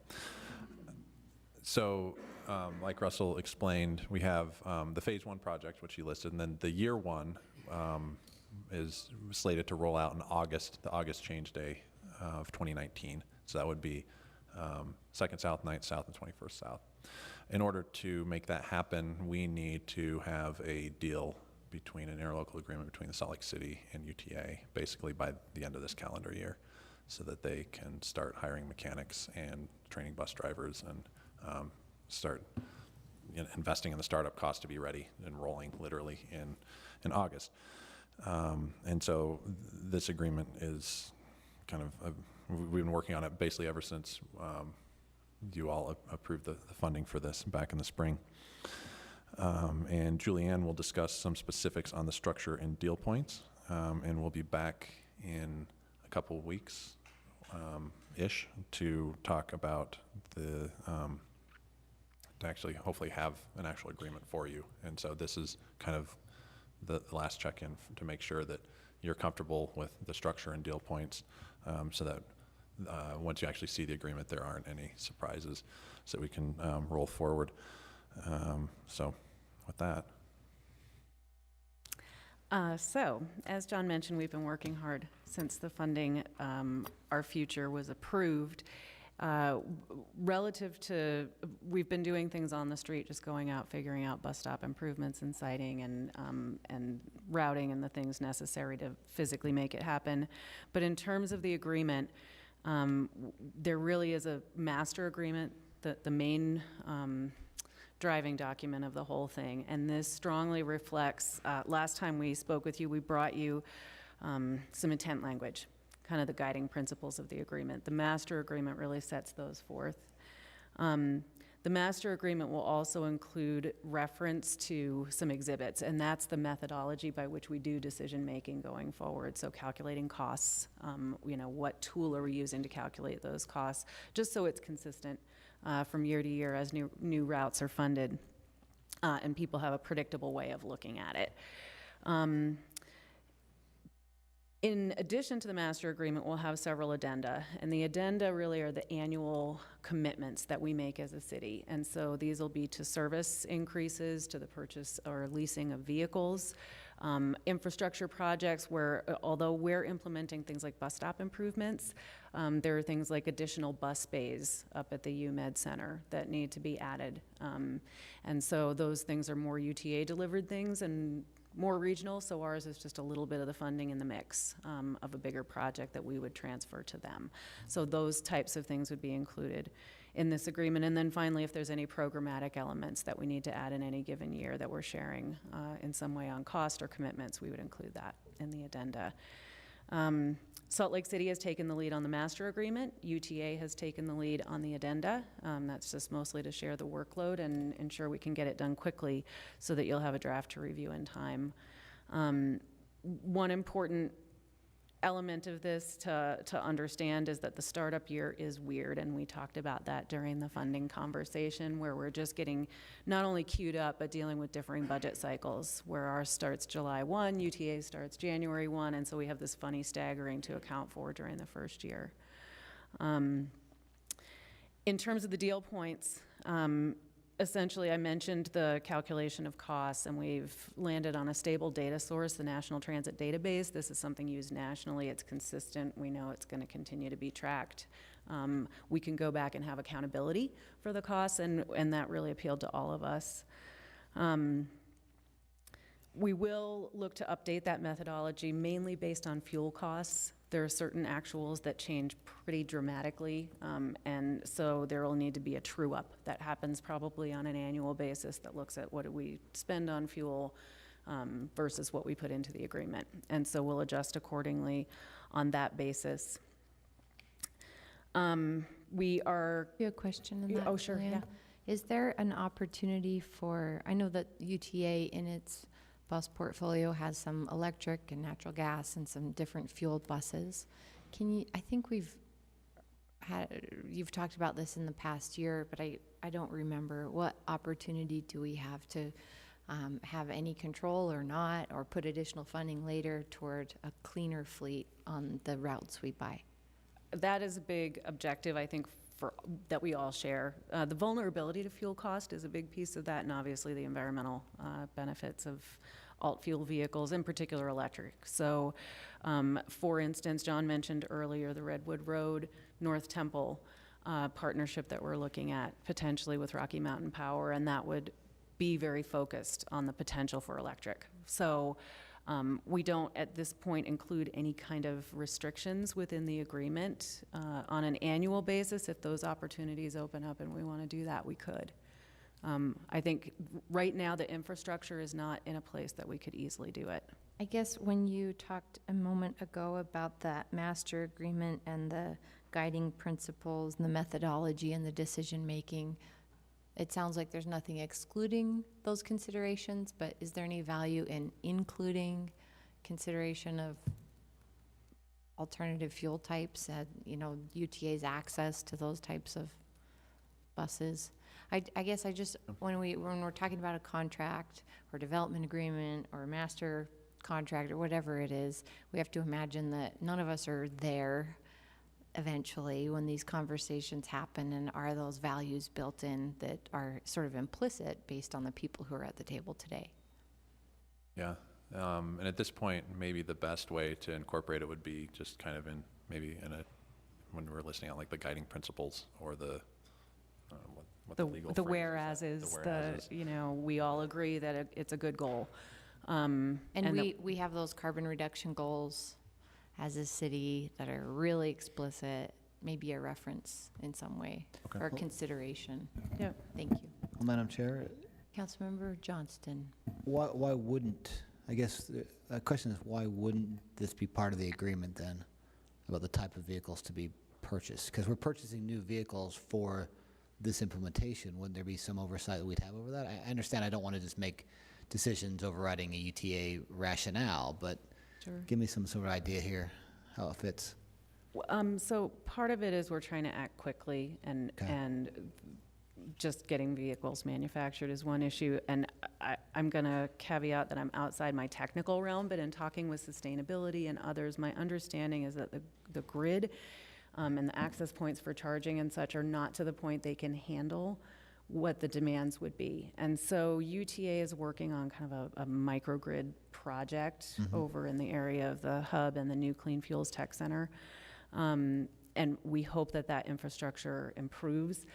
One of the initial corridors is 200 South, and UTA is conducting a pilot for electric on that corridor. I think that's actually maybe in advance of the August change day, although I'm not precise on the timing. So it's something that we're moving toward, but probably aren't ready for. But if not electric, natural gas, I guess my sense is of the options available, do we know what we're ordering at this point? Yes, we're ordering standard diesel buses. Standard diesel buses, Mhm. because we can't get availability at this point for, say, natural gas, or the grid isn't ready for electric? Yes. We're structuring the agreement in a way, and part of that is they're the quickest ones to procure. But we can structure it in a way, or it is structured in a way that every year there will be a new agreement for that year. And that's that opportunity to, well, yeah, so, for this, so maybe in the, not this year's agreement, but the next one, we can have those discussions about changing up the fleet. Wouldn't we have already repurchased the vehicles at that point? We'll keep needing new ones as we add service. So every time you add service, essentially every time you add service hours, you need to increase the number of vehicles in order to accommodate that. But do we have to exchange our air quality value as a city for the speed of this contract? Are they really mutually exclusive? Not necessarily. We don't control the electrical grid, and that's a big piece of it. In terms of CNG, I would say maybe it's not for me to get into a philosophical statement about that, but I think electric is probably our strongest option long-term for air quality and sustainability. And in order to do that, it does require that we gear up. The other piece of it is that cost-wise, we're availing ourselves of UTA's normal replacement cycle with vehicles, and so our order is part of a larger order that gives us a cost savings that's pretty substantial. I think that I don't even know about the life cycle of buses. UTA, you put your hands up in the air and tell me how many years buses last, but they 12. last a little while, decade, and that's a really long time. And if we try to unload those vehicles before that normal cycle is up, we're probably at a financial loss at that point. I don't know if anybody from UTA can come up and speak to why we can't do a little bit better in the fleet selections before 10 years of a turnover of buses. Hi, Nicole Bordeaux. How are you? It's always a pleasure to have you here. So, thank you. So if it was up to us at UTA, we would be all electric, right? So there's a couple of good things about this. We're leasing these buses, and right now they're about 12 years. So as you're saying, it is a long time. But to your point about putting it in the master agreement, I think that's a good point. And what we can do is put something in there that the first 10 for the first phase, we can move them when we get CNG or electric to come on board. So we have to buy buses all the time. So there's a way for us to negotiate moving Salt Lake City buses, and we need diesel buses in the areas too. So I think there's an opportunity for one to put some philosophical language in here that it is a priority to Salt Lake City to get the cleanest fuel vehicles. That may cost more, or it may cost less. I mean, cost more for the leasing or cost less for the actual fuel cost, but that's up to you as you pay for service. So I think there's an opportunity there. And then for the first phase, the reason why we can't do CNG is we don't have room in Salt Lake County. And I think we've told you about our depot district. And so the good news is that's so limited. We just received an $11 million grant federally to get our new facility up and running in Salt Lake City. And then we'll be able to fuel our CNG buses. So they'll be coming online. We do a groundbreaking this month to get that in there. But right now we have no place to put CNG buses and be able to fuel them for the service. So to your point, we want to move to that area, but right now this is the most efficient buses that we could purchase to get the service in 2019. But we can move them in another location as we redo these agreements every year. And that's why we have this kind of year sit down, so we can sit with the new administration or council to say, what are your priorities? But I think it has to go back to that master agreement of having something that says priority is about fuel efficiency or energy and carbon. I had a question. Rogers. I understand us discussing this, CNG buses right now for the first phase, but in looking towards phase 2, I mean, there's no reason that we would have to look at this. I mean, as we phase this in, we should say a year out or 2 years out, we need these buses, correct? Mhm. So 6th North, 10th North, the other ones that roll out later. Right? Director Larson? As long as you give us the money. I guess we get our tax money from the state, right? Isn't that where sales tax comes from? Cindy has a comment, and then you might as well just stay there. Thanks, Nicole. So this is a good example of one of those balancing tests where you want to act quickly, but you also want to follow your values. And you have another situation coming up soon where people will want to act quickly and you will want them to follow your values, and that's the inland port.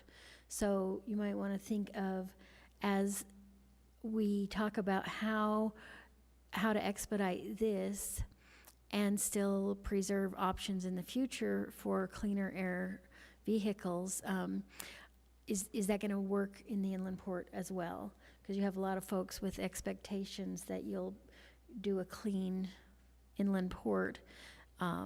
I'm just worried about the groundwork that this could lay unless you think about both upfront. One of the things I would say is these diesel new vehicles are more efficient than the ones we would use currently, so that, you know, as they get more What tier efficient. is diesel at now for buses? I would have to get back to you on that And are one. they considered clean diesel? Is that what it's? Yes, they are, but, you know, I would want to get you the right number. Councilmember Rogers, did you have something to add on that? Wanted to ask about clean diesel, if those buses were to clean diesel. So I think I appreciate the response and to the question if this is a trade-off of speed for efficiency. And if you can work into that master agreement, the prioritization of Salt Lake City to receive cleaner buses in your portfolio, or for us to be able to evaluate as a council what the costs would be for us to upgrade, I think I need more assurance that we'll be able to have those conversations way before the life cycle of the diesel buses is up. Yeah, annually. Anything else, council members? Anything else? Transportation? Nicole, thanks for being here. Thank you. Councilmember Fowler? Oh, no, dive in. Hi, just a quick question on the obligations of both agencies. Oh, no, sorry. Number 3, alternative sources of funding, Part C. Do you have that? Do you know what I'm talking about? Is that in front of you? That says the UTA will maintain flexibility and ultimate control over fourth quarter spending. Can you talk to me about that? I'm assuming that it's their fourth quarter spending, certainly not our fourth quarter spending. This document was actually our internal document to present to our team. So that's us speaking to internal, so yes. Okay. So I have a short list of bullet points that kind of summarizes the main things that we've been discussing. But yes, the UTA fourth quarter, there's, you know, the county portion of the fourth quarter and the city portion of the fourth quarter. Obviously, we won't sign an agreement that says UTA controls all 3 of those.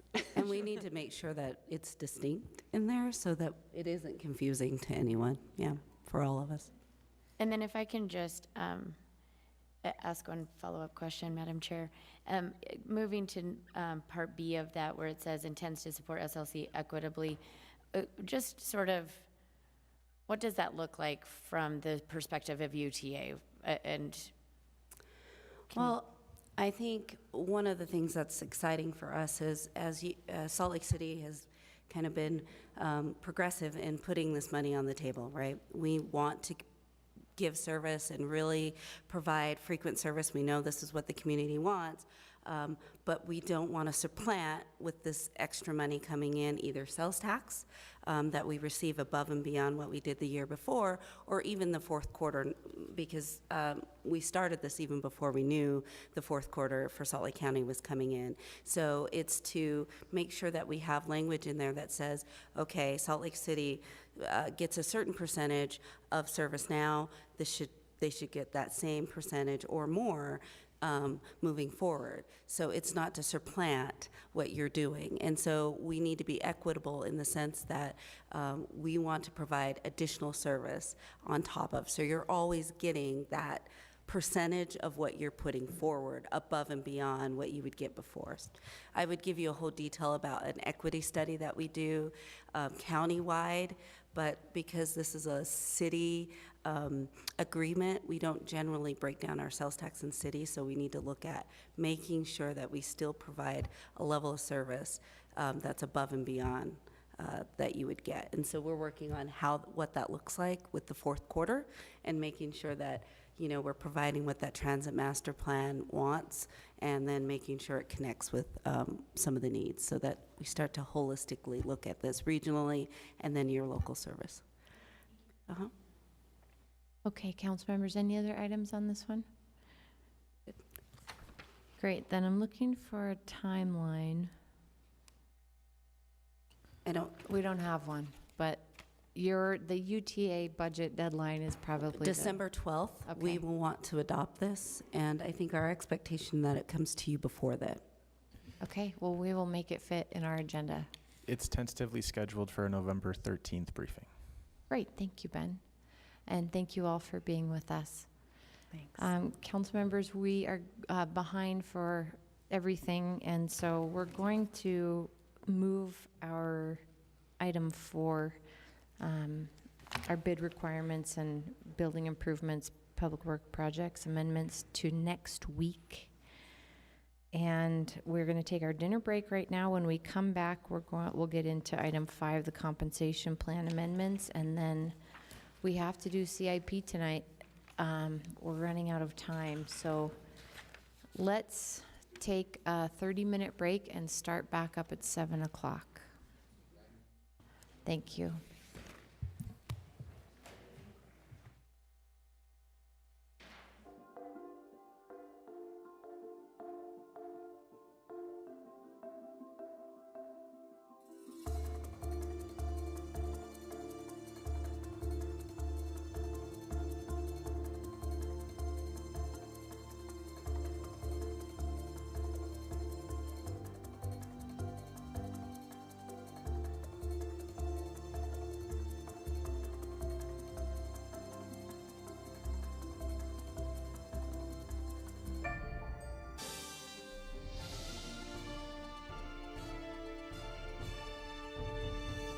Thanks for joining us for another episode of Capital City News, your connection to Salt Lake City government.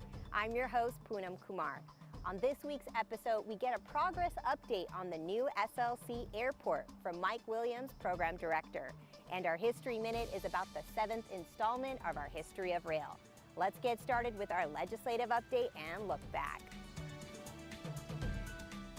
At its September 18th meeting, the City Council discussed the capital improvement program, electric scooters, safety concerns, scooters on sidewalks, and received feedback from the community. During their public hearing, they also heard from 19 concerned residents about the environmental impact of Inland Port.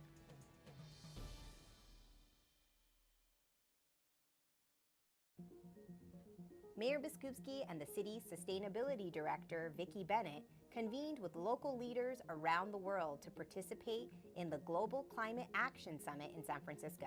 SLC took a lead role at the event where the mayor shared the city's climate positive 2040 plans to reduce pollution, save resources, and empower leaders to act now on climate change.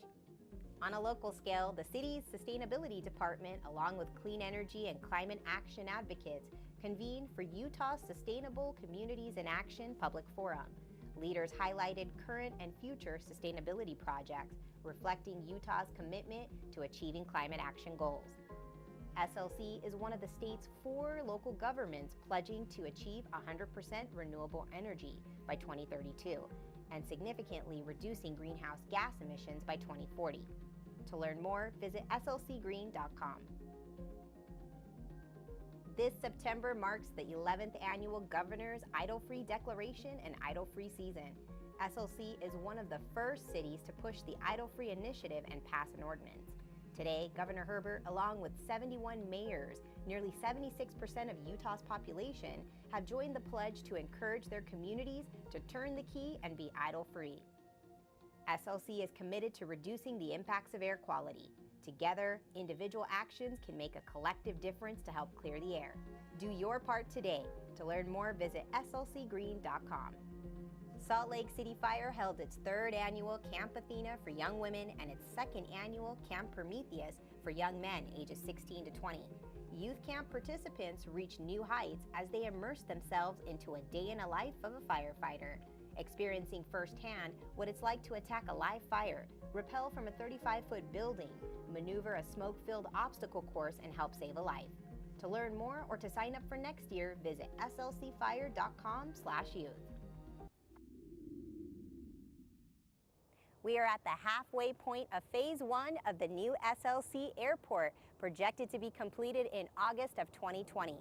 Mike Williams, Director of the Airport Redevelopment Program, is here to fill us in. So we are rebuilding the entire airport. So it's a $3.6 billion program, and it'll open in phases because it's like building a new house on top of your existing house. So we have to build a portion of the airport, and then once we move into that, then we can begin in a phased manner knocking down the existing airport and concourses and replacing them with new. So when we open the first phase in the fall of 2020, we'll have a new South Concourse, which will be called Concourse A, half of it, which will have 25 gates on it, and then we'll have a new North Concourse, which will be Concourse B, and that will have 20 gates on it initially when we open. So when we open those, it'll allow us to start tearing down some of the existing facilities to eventually have the North Concourse built out to 31 gates.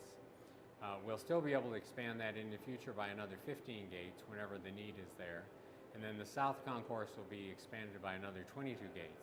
So 47 and 31, so we'll have 78, and then we can add 15 more at the appropriate time. We'll have a new parking garage that'll also open in the fall of 2020. It'll have 3,600 public parking spaces, and which is twice as many as we have today, and 1,200 rental car return. So the rental cars will still be right out in front of the airport, very convenient, just like they are today. We'll have a new baggage system throughout the airport. So all of the baggage screening will happen below the terminal building, so there'll be none of that in the lobby. We'll have a new consolidated security checkpoint, 16 lanes instead of all separated the way they are today. We'll have a new meter greeter area that'll hold 300 or 400 people. So if you're coming out to wait for your loved one coming in from a mission or from time in the service, you'll be able to come out in a comfortable area that includes a fireplace and meet them. From the outside, you'll just see a lot of construction. We try not to do anything that impacts the traveling public, so anybody who's arriving or the planes that are coming and going, because that's kind of important. But as you drive into the airport or drive out, you'll see a lot of construction. You'll see the terminal building. You'll see the nice glass wall going up on the terminal building. You'll start to see some of the copper-colored panels on the outside of the building. So overall, it's a $3.6 billion program, and that will deliver an entirely new airport. There are no local taxpayer dollars that are here. An airport is a self-sustaining enterprise fund, so all of the user fees from the concessions, from the rental cars, from the airlines, that pays for the building of the airport, and also we're selling some bonds. We sold some bonds last year, about $1 billion. We're going to sell another $1 billion this year. Those are all repaid from the landing fees and the rent from the airlines. And then the airport has had no debt in the past. So it's just like moving into a new house. They've been saving money. So there's a considerable amount of the money that is actually cash that the airport has saved to contribute towards the building of the new airport. It's getting more exciting by the day. So if you think about it, 2 years from today, more or less, we'll be opening our first phase of the airport. So that'll be an exciting time. For more information, you can visit the airport's website. You'll see a tab on there for the new Salt Lake City Airport redevelopment, and there's a lot of photos there. There's information about what we're building. There's some videos there, lots and lots of information. And now it's time for our History Minute.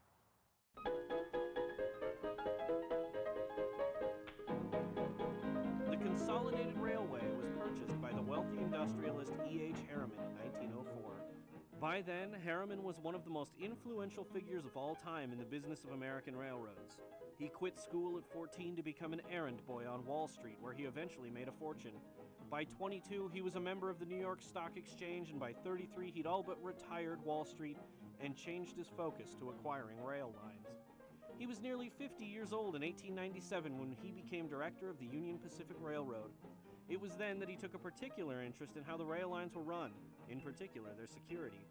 Furious at the idea that men like Butch Cassidy and the Sundance Kid could rob so indiscriminately from the railroad, Harriman assembled a crack team of lawmen, bounty hunters, and guides to protect his rail lines and drive Butch Cassidy and his gang all the way to South America.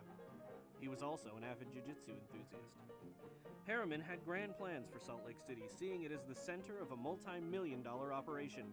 His dream was to build a rail empire in the West that would be unlike any the world had ever seen, and Salt Lake City fit neatly into the center of his plans. Thanks for watching SLC TV, Salt Lake City's Government Access Channel. Join us next time to stay up to date on all the latest. For SLC TV, I'm Poonam Kumar.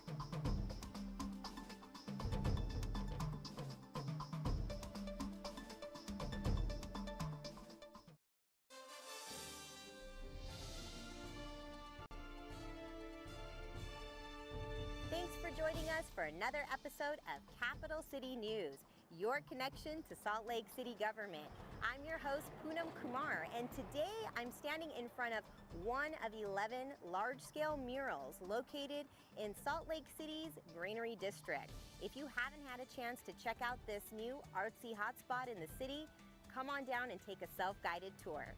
For this week's episode, we hear about scooters and safety in the city, and our History Minute is about a mysterious fire that took place at the Alta Club. Let's get started with our legislative update and look back. At its October 2nd meeting, the City Council discussed a rate study for the city's water and sewer services, held a public hearing on accessory dwelling units, also known as mother-in-law apartments, and adopted 2 ordinances that will create community reinvestment areas for portions of State Street and the 9 Line. To learn more, visit slccouncil.com. Mayor Biskupski and transit leaders, including Green Bike, Lyft, and UTA, launched the Ditch Your Car 30-Day Challenge, a program offering 50 residents more than $400 in transportation credit to help clear the air by leaving their cars at home for 1 month and exploring fun and new options for getting around in the city. Take your own version of the challenge today. Visit slc.gov/transportation. The New Americans of Salt Lake photo exhibit is now on display at the Salt Lake City and County Building. Mayor Biskupski, local photographer and artist Nick Sokoloff, and community members celebrated the event with an unveiling of portraits depicting the spirit, struggle, and journeys of refugees and immigrants to Utah. To learn more, visit facebook.com/thenewamericansslc. SLC's newest artsy hotspot, the Granary District, located on the west side of town, is now home to over 6,000 square feet of brightly colored murals and photography. City officials and the community celebrated with a public unveiling and self-guided walking and biking tours. Murals are on display. Check it out and enjoy the local businesses in the area.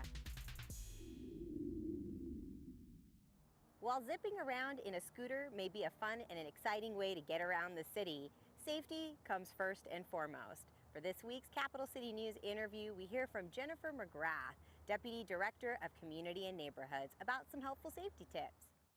Today we are launching our Walk Your Wheels campaign. We have heard a lot from the public since Bird and Lime came to Salt Lake City in July of this year. A lot of people are concerned about sidewalk riding. Pedestrians are feeling a little bit unsafe, and we really wanted to make sure that we were addressing that. We want to make sure that everybody feels comfortable and safe in our city no matter what mode they choose. Whether they're walking, riding a bike, riding a scooter, even driving. We want everybody to feel safe here. And so today we're really focusing on rules of the road and safety. Especially in the downtown area, there is no sidewalk riding, and it doesn't matter if you're on a scooter or a bicycle or on a skateboard. We want you to walk your wheels. No one's allowed to ride on the sidewalks, no matter what mode they're using, and so being respectful of that is really important. And we are so lucky in Salt Lake City. We have great bicycle infrastructure, and that's really the appropriate place for the scooters. So we're really encouraging people to utilize that amazing bike infrastructure that we have to ride safely throughout the city.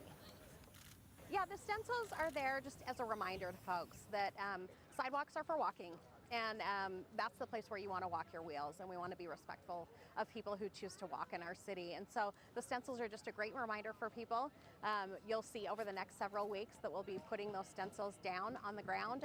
We hope also at some point in the near future to be able to put scooter logos in the bike lanes, again, to identify that that's the appropriate place to ride a scooter. We have a special website set up for dockless devices where we can gather information. We have a survey. It's going to be open until October 31st. And we really encourage people to give us feedback, both positive and negative, because we do take all that into account. This event today is a direct result of the feedback that we received from the public. And so we want to make sure people know that we want to be responsive to their questions and concerns. Next up is our History Minute. The Alta Club has been an institution in Salt Lake City since the first members gathered in their first home in the top 2 floors of the Dooley Building on Main Street. In the wake of the gold standard debate, the Alta Club decided to find a new home and settled on a plot of land on South Temple. Designed by Frederick Albert Hale, the clubhouse was built in an Italian Renaissance style.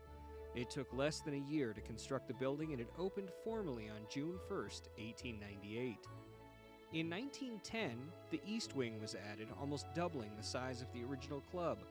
This is when the main entrance shifted from State Street to South Temple.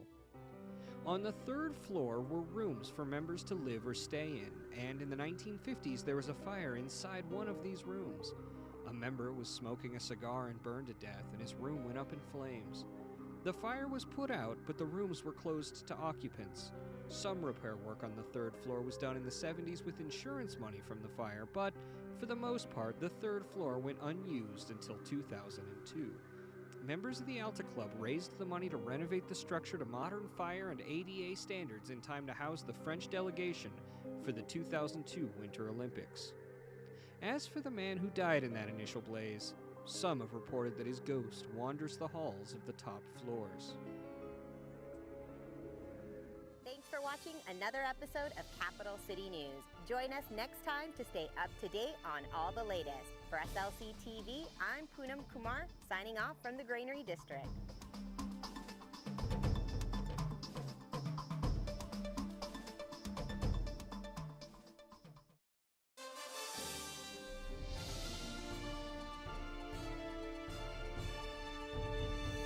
Thanks for joining us for another episode of Capital City News, your connection to Salt Lake City government. I'm your host, Poonam Kumar. On this week's episode, we get a progress update on the new SLC Airport from Mike Williams, Program Director. And our History Minute is about the 7th installment of our History of Rail. Let's get started with our legislative update and look back. At its September 18th meeting, the City Council discussed the capital improvement program, electric scooters, safety concerns, scooters on sidewalks, and received feedback from the community. During their public hearing, they also heard from 19 concerned residents about the environmental impact of Inland Port.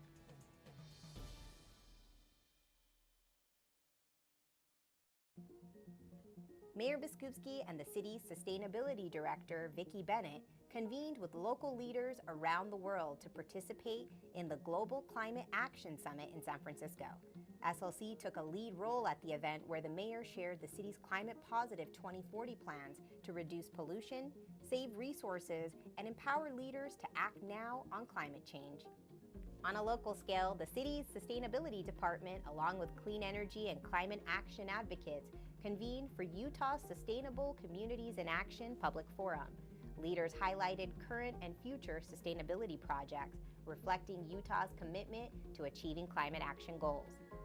SLC is one of the state's 4 local governments pledging to achieve 100% renewable energy by 2032 and significantly reducing greenhouse gas emissions by 2040. To learn more, visit slcgreen.com. This September marks the 11th annual Governor's Idle-Free Declaration and Idle-Free Season. SLC is one of the first cities to push the Idle-Free initiative and pass an ordinance. Today, Governor Herbert, along with 71 mayors, nearly 76% of Utah's population, have joined the pledge to encourage their communities to turn the key and be idle-free. SLC is committed to reducing the impacts of air quality. Together, individual actions can make a collective difference to help clear the air. Do your part today. To learn more, visit slcgreen.com. Salt Lake City Fire held its 3rd annual Camp Athena for young women and its 2nd annual Camp Prometheus for young men ages 16 to 20. Youth camp participants reached new heights as they immersed themselves into a day in the life of a firefighter, experiencing firsthand what it's like to attack a live fire, rappel from a 35-foot building, maneuver a smoke-filled obstacle course, and help save a life. To learn more or to sign up for next year, visit slcfire.com/youth. We are at the halfway point of Phase 1 of the new SLC Airport, projected to be completed in August of 2020. Mike Williams, Director of the Airport Redevelopment Program, is here to fill us in. So we are rebuilding the entire airport. So it's a $3.6 billion program, and it'll open in phases because it's like building a new house on top of your existing house. So we have to build a portion of the airport, and then once we move into that, then we can begin in a phased manner knocking down the existing airport and concourses and replacing them with new. So when we open the first phase in the fall of 2020, we'll have a new South Concourse, which will be called Concourse A, half of it, which will have 25 gates on it, and then we'll have a new North Concourse, which will be Concourse B, and that will have 20 gates on it initially when we open. So when we open those, it'll allow us to start tearing down some of the existing facilities to eventually have the North Concourse built out to 31 gates. We'll still be able to expand that in the future by another 15 gates whenever the need is there. And then the South Concourse will be expanded by another 22 gates. So 47 and 31, so we'll have 78, and then we can add 15 more at the appropriate time.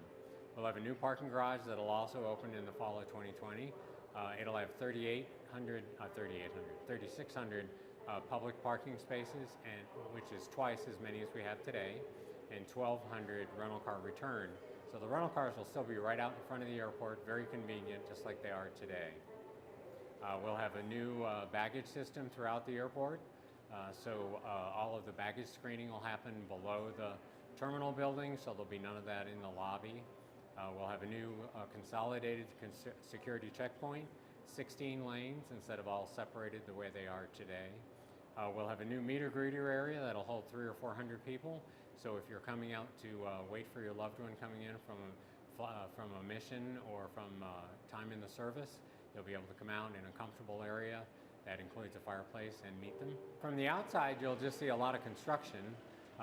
We try not to do anything that impacts the traveling public, so anybody who's arriving or the planes that are coming and going, because that's kind of important. But as you drive into the airport or drive out, you'll see a lot of construction. You'll see the terminal building. You'll see the nice glass wall going up on the terminal building. You'll start to see some of the copper-colored panels on the outside of the building. So overall, it's a $3.6 billion program, and that will deliver an entirely new airport. There are no local taxpayer dollars that are here. An airport is a self-sustaining enterprise fund, so all of the user fees from the concessions, from the rental cars, from the airlines, that pays for the building of the airport, and also we're selling some bonds. We sold some bonds last year, about $1 billion. We're going to sell another $1 billion this year. Those are all repaid from the landing fees and the rent from the airlines. And then the airport has had no debt in the past. So it's just like moving into a new house. They've been saving money. So there's a considerable amount of the money that is actually cash that the airport has saved to contribute towards the building of the new airport. It's getting more exciting by the day.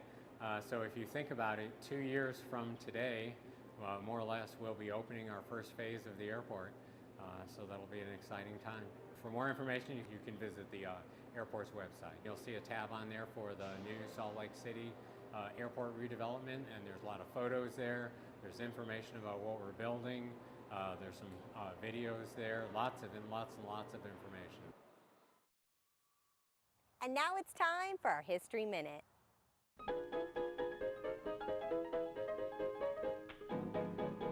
The Consolidated Railway was purchased by the wealthy industrialist E.H. Harriman in 1904. By then, Harriman was one of the most influential figures of all time in the business of American railroads. He quit school at 14 to become an errand boy on Wall Street, where he eventually made a fortune. By 22, he was a member of the New York Stock Exchange, and by 33, he'd all but retired Wall Street and changed his focus to acquiring rail lines. He was nearly 50 years old in 1897 when he became director of the Union Pacific Railroad. It was then that he took a particular interest in how the rail lines were run, in particular their security. Furious at the idea that men like Butch Cassidy and the Sundance Kid could rob so indiscriminately from the railroad, Harriman assembled a crack team of lawmen, bounty hunters, and guides to protect his rail lines and drive Butch Cassidy and his gang all the way to South America. He was also an avid jiu-jitsu enthusiast. Harriman had grand plans for Salt Lake City, seeing it as the center of a multi-million-dollar operation. His dream was to build a rail empire in the West that would be unlike any the world had ever seen, and Salt Lake City fit neatly into the center of his plans. Thanks for watching SLC TV, Salt Lake City's Government Access Channel. Join us next time to stay up to date on all the latest. For SLC TV, I'm Poonam Kumar.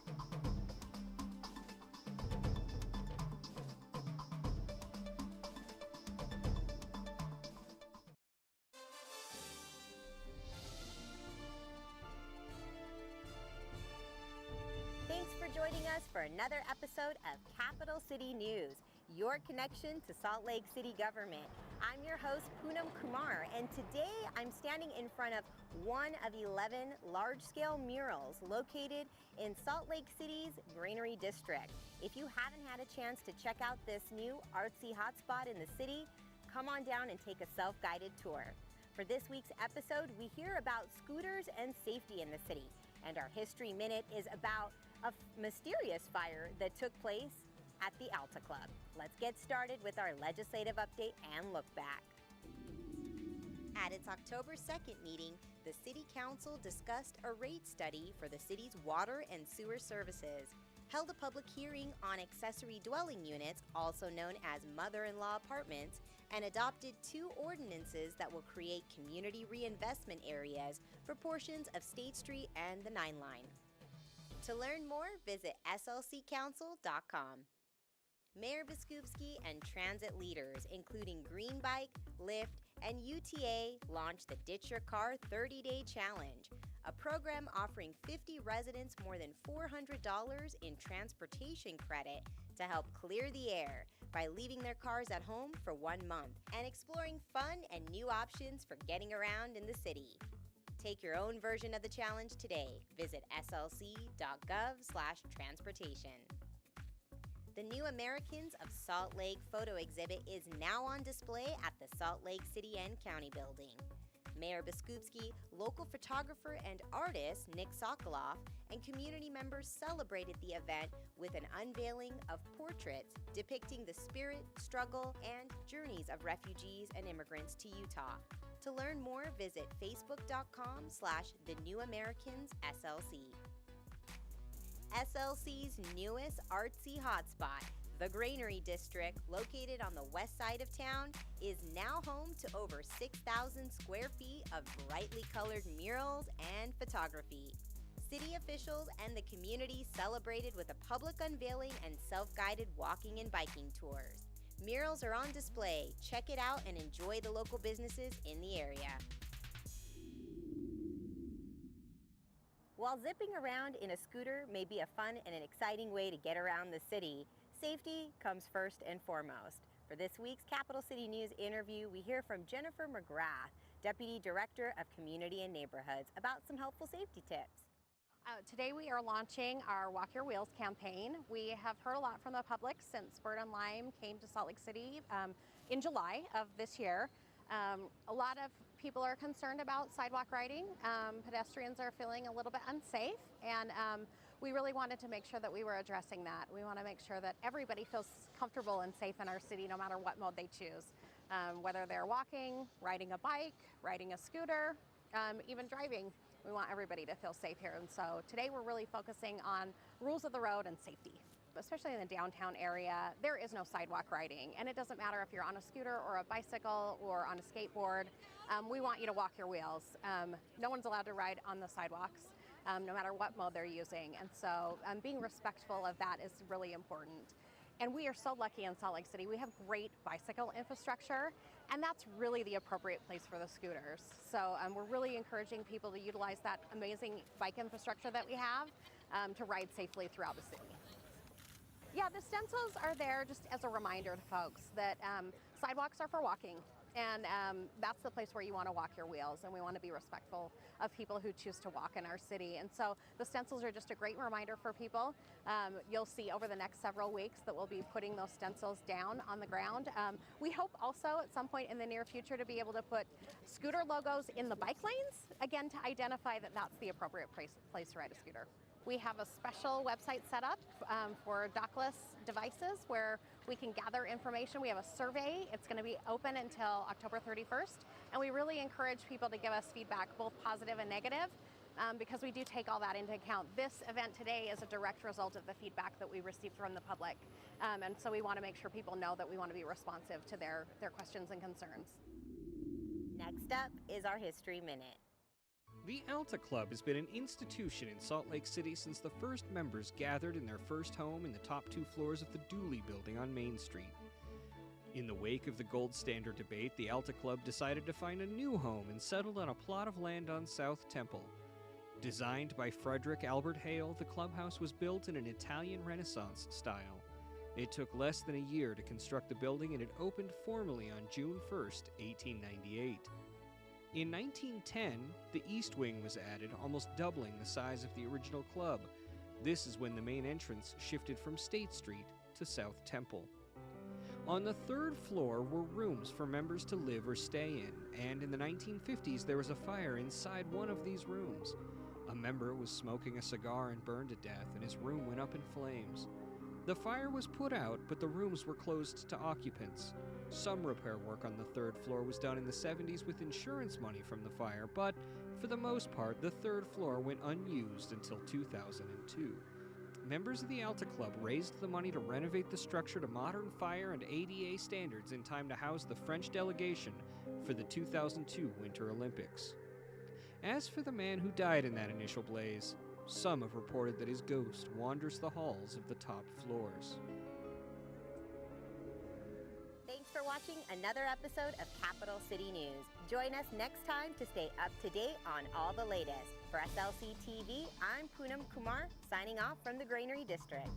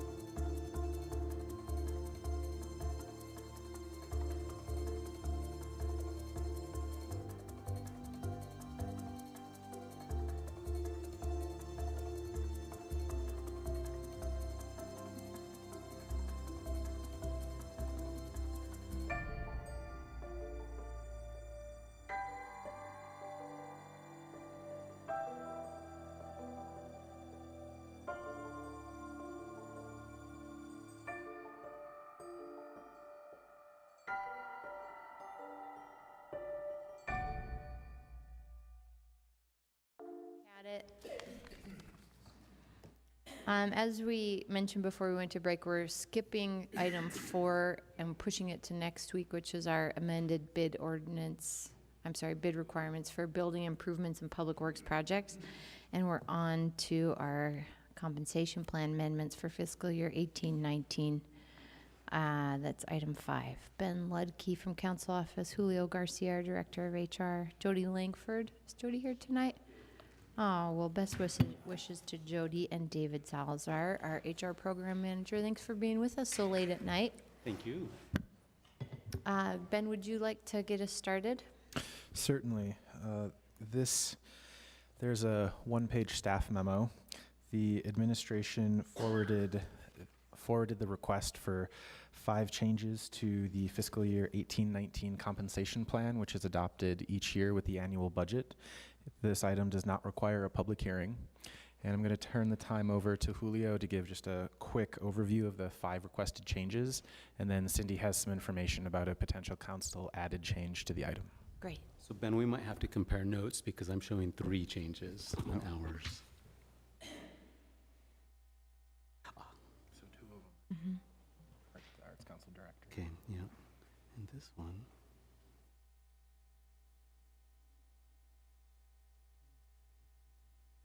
Okay. All right, so as it turns out, we had an ordinance years ago that had the Arts Council Executive Director identified as an appointed position. So the real impetus for us coming to you today was to reflect that in the pay plan to include the Arts Council Executive Director on the list of appointed positions. So that's item number 1.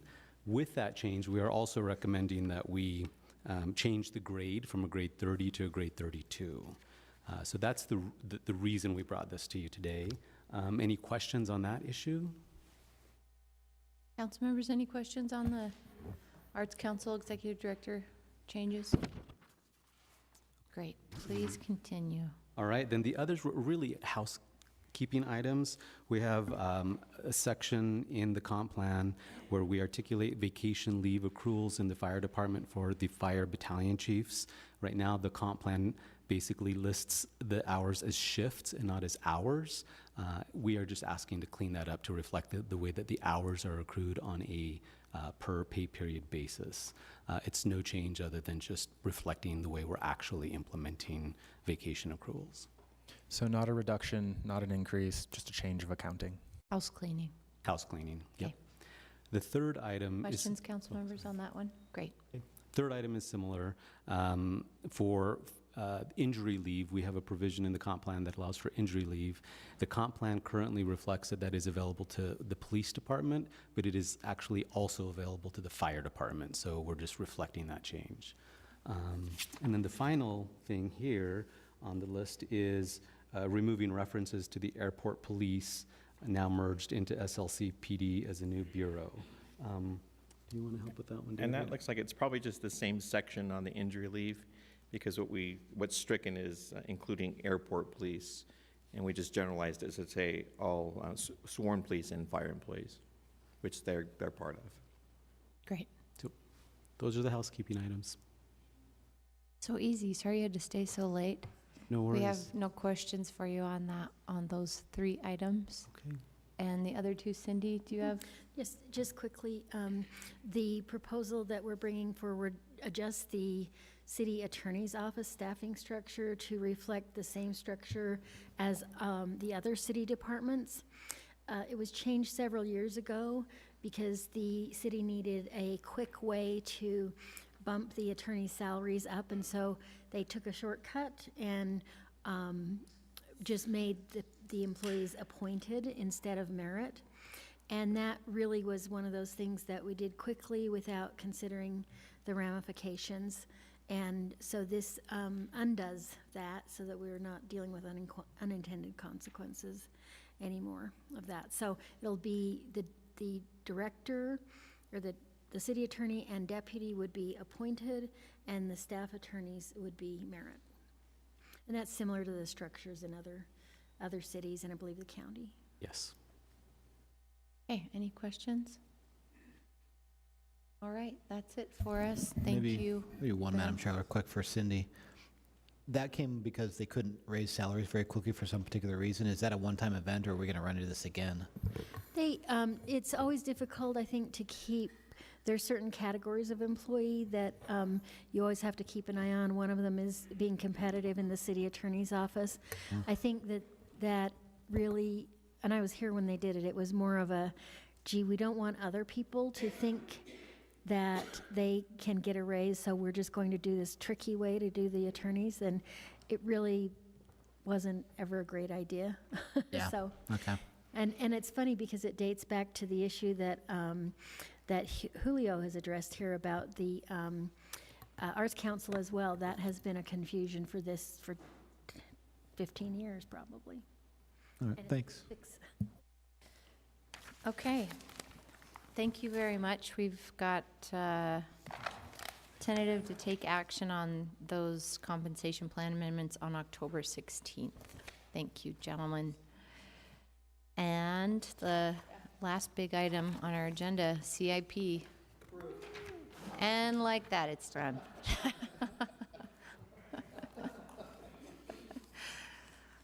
We're close. We're so close.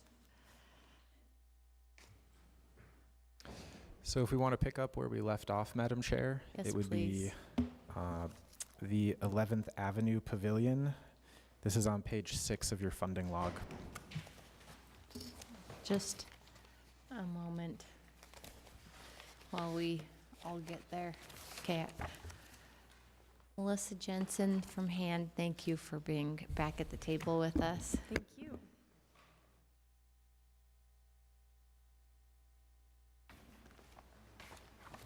I'm actually going to hand it over to Chris for a second because I left my packet on my desk. So go ahead. Hello. Go ahead. You, go ahead and start. I just want to point out before we start going through the projects that today we found out of 2 significant changes that free up general fund money. The first change is for project number 5. This is the 1900 East reconstruction. And when the CIP application was submitted, the street had not received improvements to the stormwater infrastructure, curb and gutter and drains. This application is related to some of the flooding events that occurred last summer. Public Utilities expedited some of those improvements, and thanks to those improvements, the application is not needing the full amount requested, and so it's actually reduced by about $194,000. The second change is for project number 8. This is the Rose Park Golf Course multi-use trails.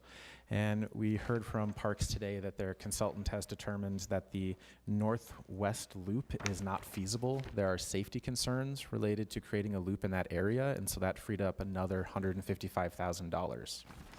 So between those 2 changes, there's now $349,500 in general fund money, the most flexible money that can go to any project that does not currently have a recommendation for its use. Okay, everybody stay calm. This is probably the best last CIP scenario we could find ourselves in. And we're going to do this civilly, okay? I know it's getting late. So with that preference, I can go through the remaining projects. We are on page 6, as I said earlier, the 11th Avenue Pavilion multi-use path. And this is to create a new pavilion, medium-sized pavilion, as well as some additional infrastructure improvements around it and some landscaping enhancements. It is recommended for full funding.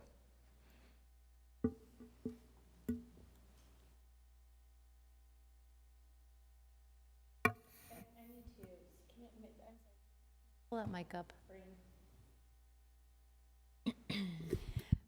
So, do we have somebody from streets here? Because I have a couple of questions on something that we already have gone through, but depending on the answers to those questions, we may not want to fund it, and it would free up money. So I don't know if now is the time. I'm kind of looking at you, Madam Chair, to direct me in how you want to do this, but it's for project number 4. Yeah, I think let's go back now. Okay. If there, maybe more money in the pot. We probably want to know And that. that project is the 1100 East, is that the one? Yeah, the 1100 East curb and gutter. Oh, sorry, Madam Chair. I can, Go for it. so Charlie and I have both received comments from our community councils regarding that, and I don't know if there's somebody that could step up and answer a couple of questions we have. So while someone's deciding who's going to come up, I'll just say the concern right now is based on a lot of the work that's being done on 13th East, and that traffic is currently being diverted because of the reconstruction of 13th East. And there is some worry that doing the 11th East project this year would cause more gridlock in Sugar House, in an area that's already struggling with that because of this other construction project. So the Sugar House Community Council chair contacted both of us, told me last week that that they are recommending that we do not fund this year. But I know that Amy had some questions that I share. So now that we have someone from Streets, I'll. Thank you, thank you. So the question is, when I was looking at this, it says the budget details are engineering will complete the design and construction administration and bid the construction to a contractor. So the concern from our community members is that 13th East is under construction. Right. And that if we fund this project, then what their concern is that 11th East would then be under construction. And then we have two pretty major thoroughfares that are not accessible or as easily accessible. When I read what the description was, it seemed that this money was only being used for design and bid and wouldn't be a construction, that it would be a first phase. If that's the case, we may want to look at continue funding it.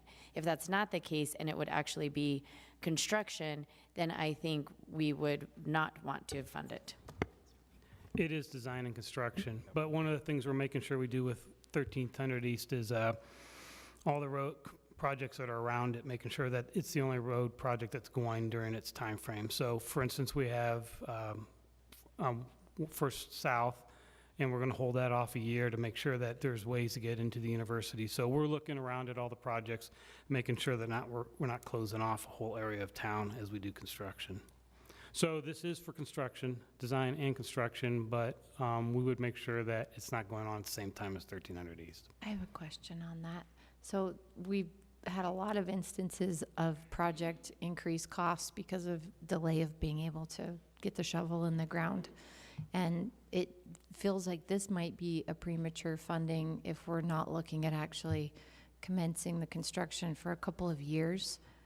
And at that point, we probably have some cost increases. If we hold off a couple of years, we will have a cost increase, but it's... Isn't 13th East a 2-year job? It's in the first year, it's 1-year job, 1 summer of construction. 1 summer. This coming 2019. Next summer. Next summer, 2019. Madam Because Chair. I'm a resident in the area, and I got a letter that said it was going to be a 2-year project. It's including the public utilities work this summer, so it is considered, we're trying to advertise it as a 2-year project, 2 different divisions working together to make it, complete it in 2 years. Madam Chair, thank you.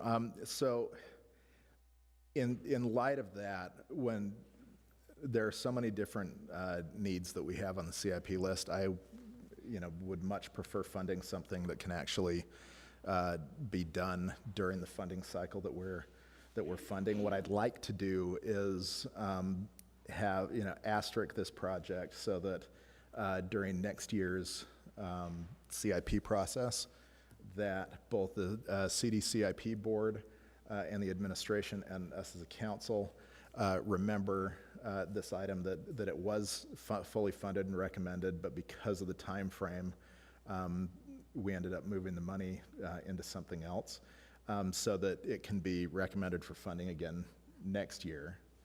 And I would make a motion, or I would recommend then that we use that $221,600 and move it to, on page 37, the Sunnyside 9-line trail for the through the Matheson Nature Preserve. That will not fund all of it. We will still have to come up with,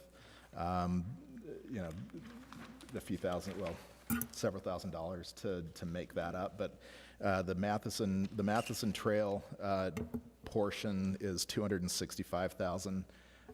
This is $221,600. So it would significantly What's the project lessen. number on Matheson? Project number is, no, it's 50. And we talked last week about, you know, the importance of the 9 line as a, you know, cross-city corridor that could be done. Andrew and I have been talking about different funding options for that. One of them, of course, is the downtown parks piece, which, and we're also going to, you know, asking questions about impact fee.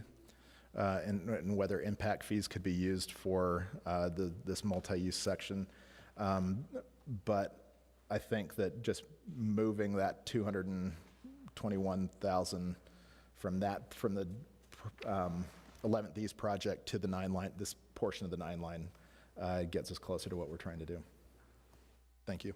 Councilmember Luke, is this also partially because you're hoping that we build an S-line extension north on 1100 East? No, I still do not like the name the 9 line, because I still am hearing regularly that people are worried about having a train coming up Sunnyside. Really confusing. But they, you know, I let them know it's just a multi-use path, and they're supportive. So but thank you for allowing me to address that again. Madam Chair, does that mean there's a gap about 43,000 then? Yes.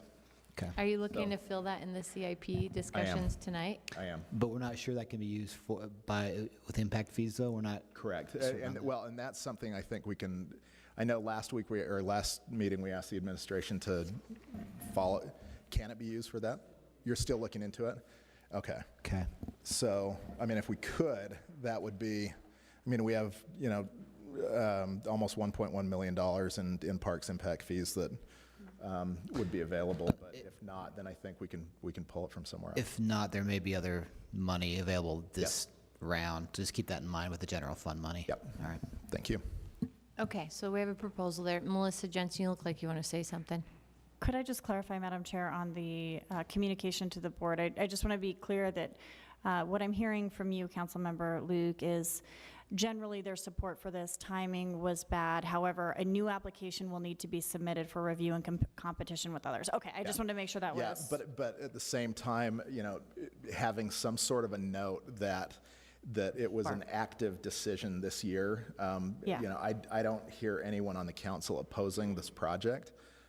But rather than funding something when there are so many other things that could be funded that are shovel-ready, we just want to make the best use of the available money that we have. And thank you. If I can, Madam Chair, just say something real quick.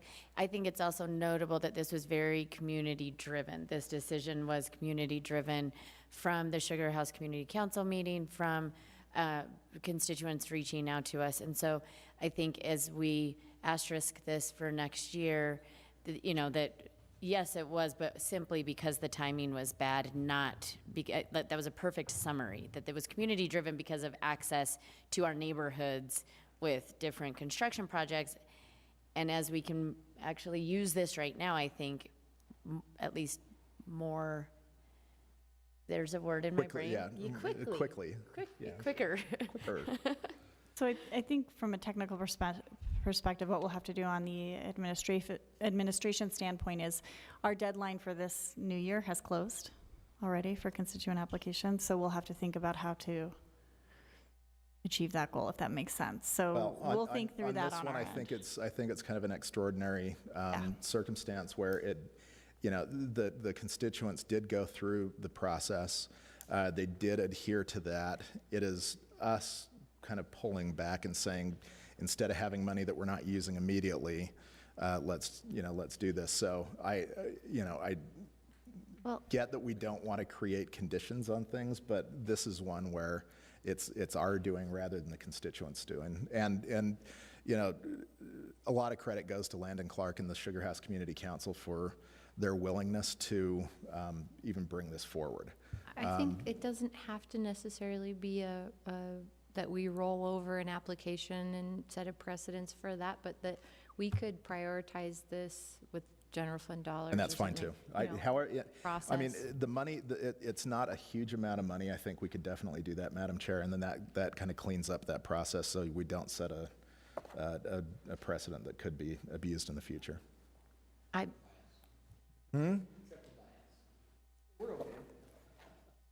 can't hear you if your mic's not on, okay? Oh, yeah. Keep your peanut gallery comments quiet then.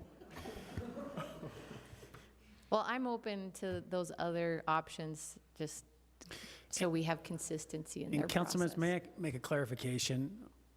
On the 11th East project, and I appreciate the concerns the community has, we believe we could actually start and finish that project after the 13th East project was completed, just to have that in for your information.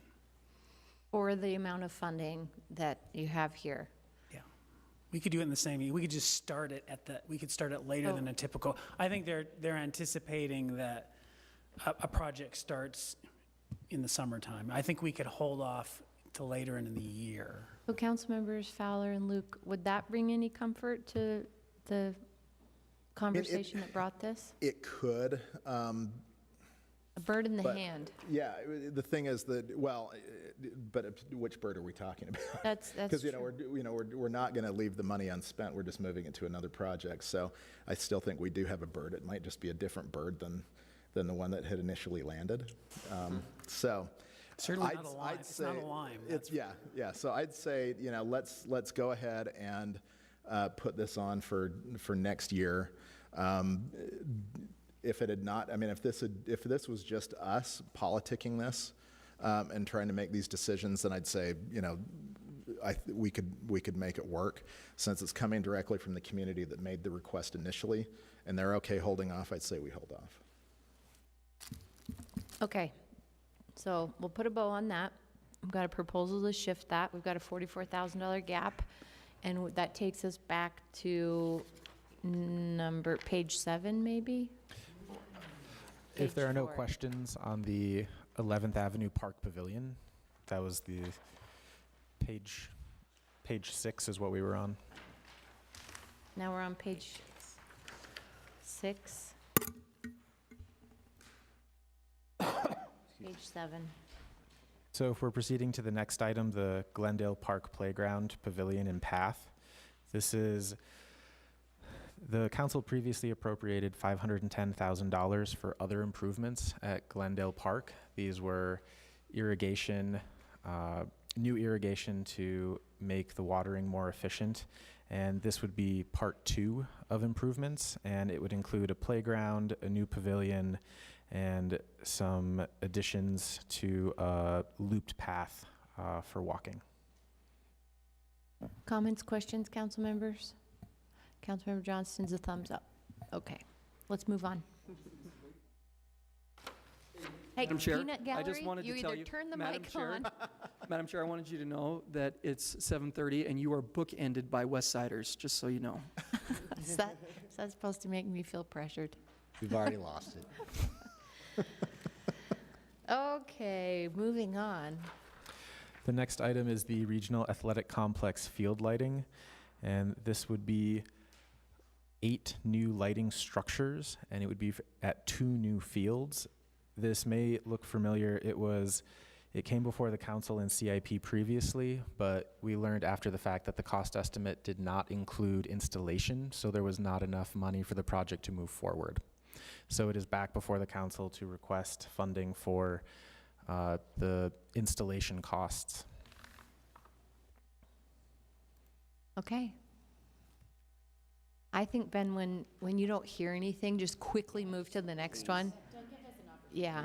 So next we have Sugar House Park New Pavilion. This project would be funded from the county, the city, and the Sugar House Park Authority. It's 40.5% city, another 40.5% county, and then 19% by the Sugar House Park Authority. Great. Next, we have the library parking structure traffic control equipment upgrade. This is the equipment that drivers interact with when they enter the parking structure from 4th South or 5th South. This would replace it. It was originally installed in 2000. It is showing its age and regularly breaks, and sometimes they need personnel to be there to help the equipment function. It's quite expensive to have personnel there. Thank you.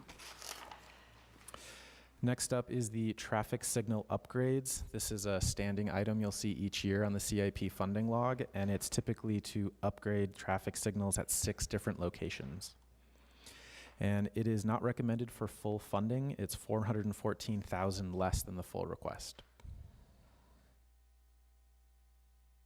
And we know how many light upgrades that would achieve? So I think this would be 5 instead of 6.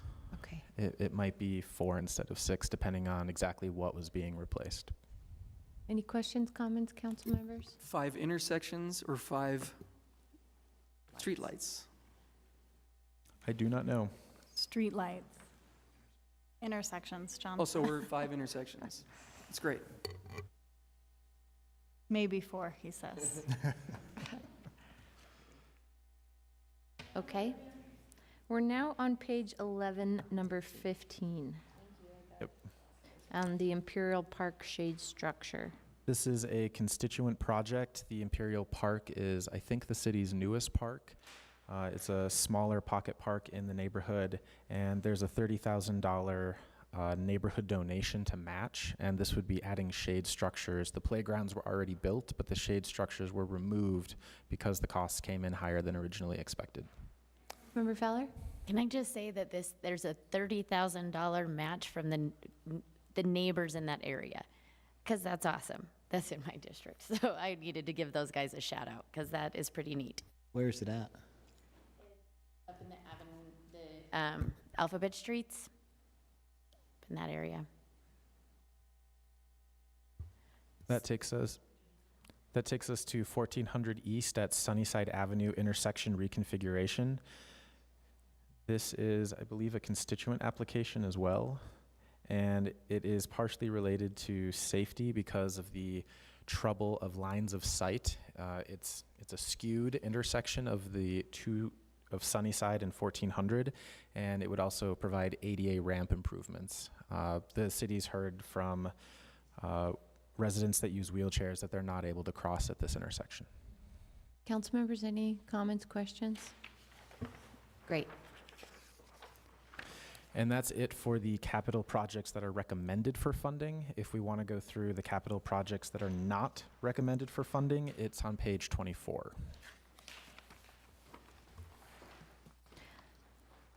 I wondered if there was an update on the 1900 East project that we already addressed. I mentioned at the start that thanks. That's when I stepped out. $194,000 will not be needed. Okay, and can we just have an update, Ben, of our running total right now? So the total amount in the general fund is $349,500 that does not have a funding recommendation. Great. Councilmember Fowler? Thanks. So you mentioned that when we first began, that there was about, how much was it? I have to look in my notes, 155,000 from the Rose Park Golf Course? Correct. Can we put that back into maintenance for the golf courses? So it's. I'm I think we have some other council member proposals. We just get goofier the later it gets. Okay. So do we want to go through all of the projects that are not recommended for funding, line by line? Madam Chair, Yes, Councilmember Luke. I would recommend that we fund $43,400 of the remaining need for item 50 from that available amount.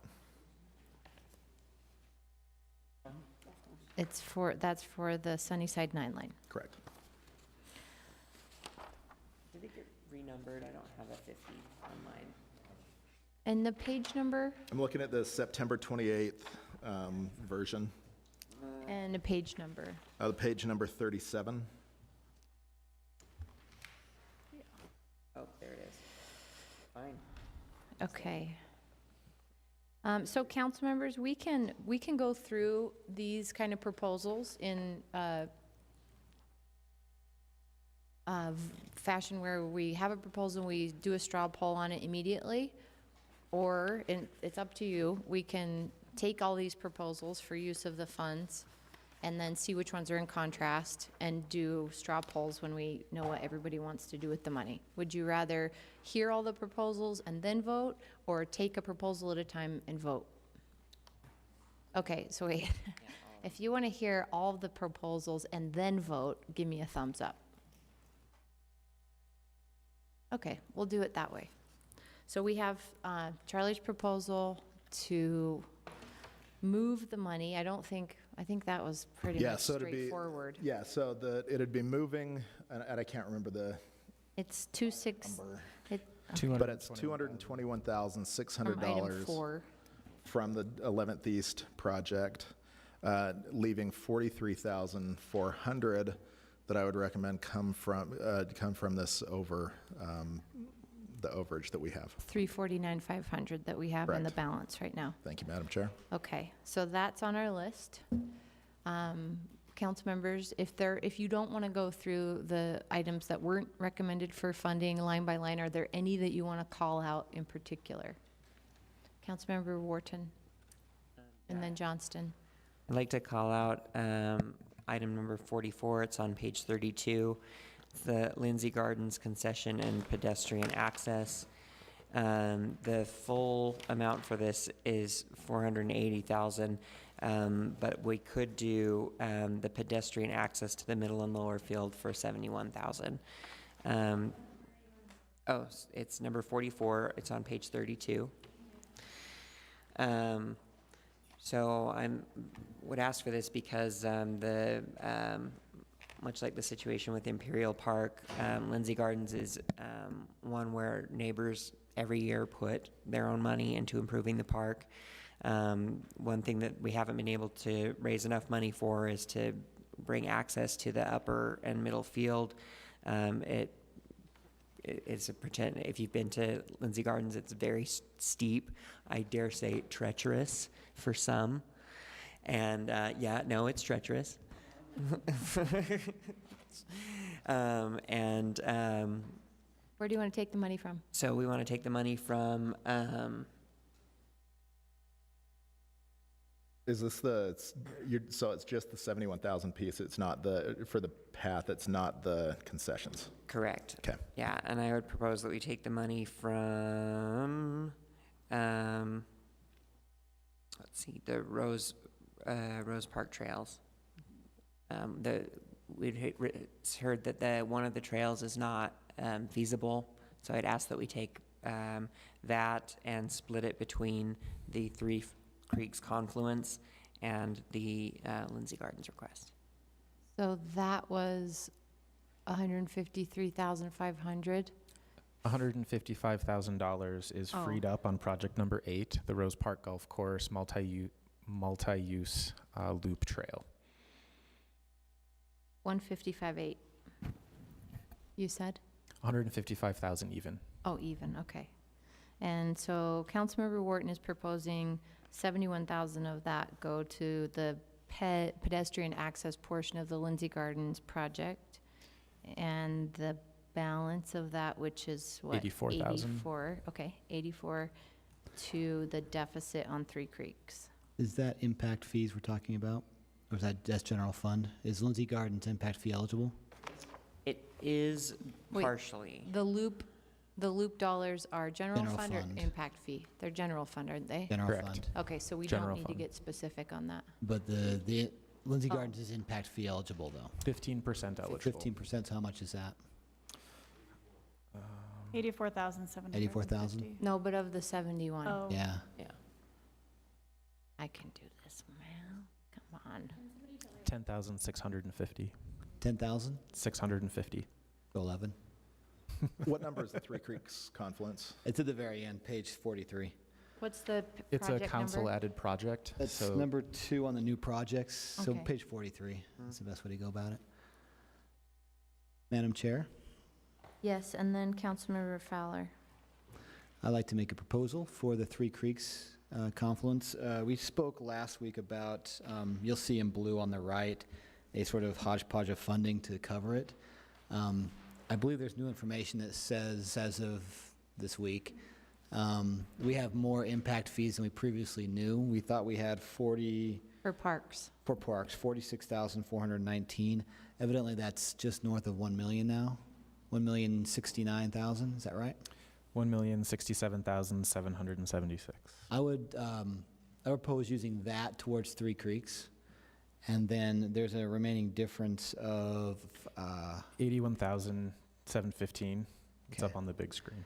Using some recaptured savings from the Liberty Park concessions that they don't need it. It's already built. They had extra 120,000, I believe. Correct. So taking 81,000 from that to fully fund the Three Creeks. I would also recommend perhaps how much is left after that of the 120. Wait, is your proposal taking into account Councilmember Wharton's proposal to use 84,000 of the loop money? No, not at all. That's Okay. not changing. How much is left from the concessions in Liberty Park at that point? So using the 81,000 and change, there'd be 38,285 remaining. I would like to use impact fees for Councilmember Wharton's Lindsay Gardens proposal and keep the general fund so it's more flexible for something else if that's possible. Would that be amenable to you? As much as Come up with the other. so, how much is left? If we use the 34 for Lindsay Gardens, what would be left? 40.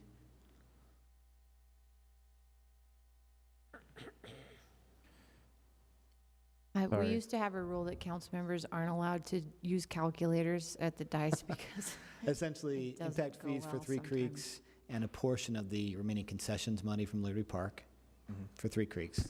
Three Creeks is finished at that point. That would fully fund it. Fully fund it. Okay.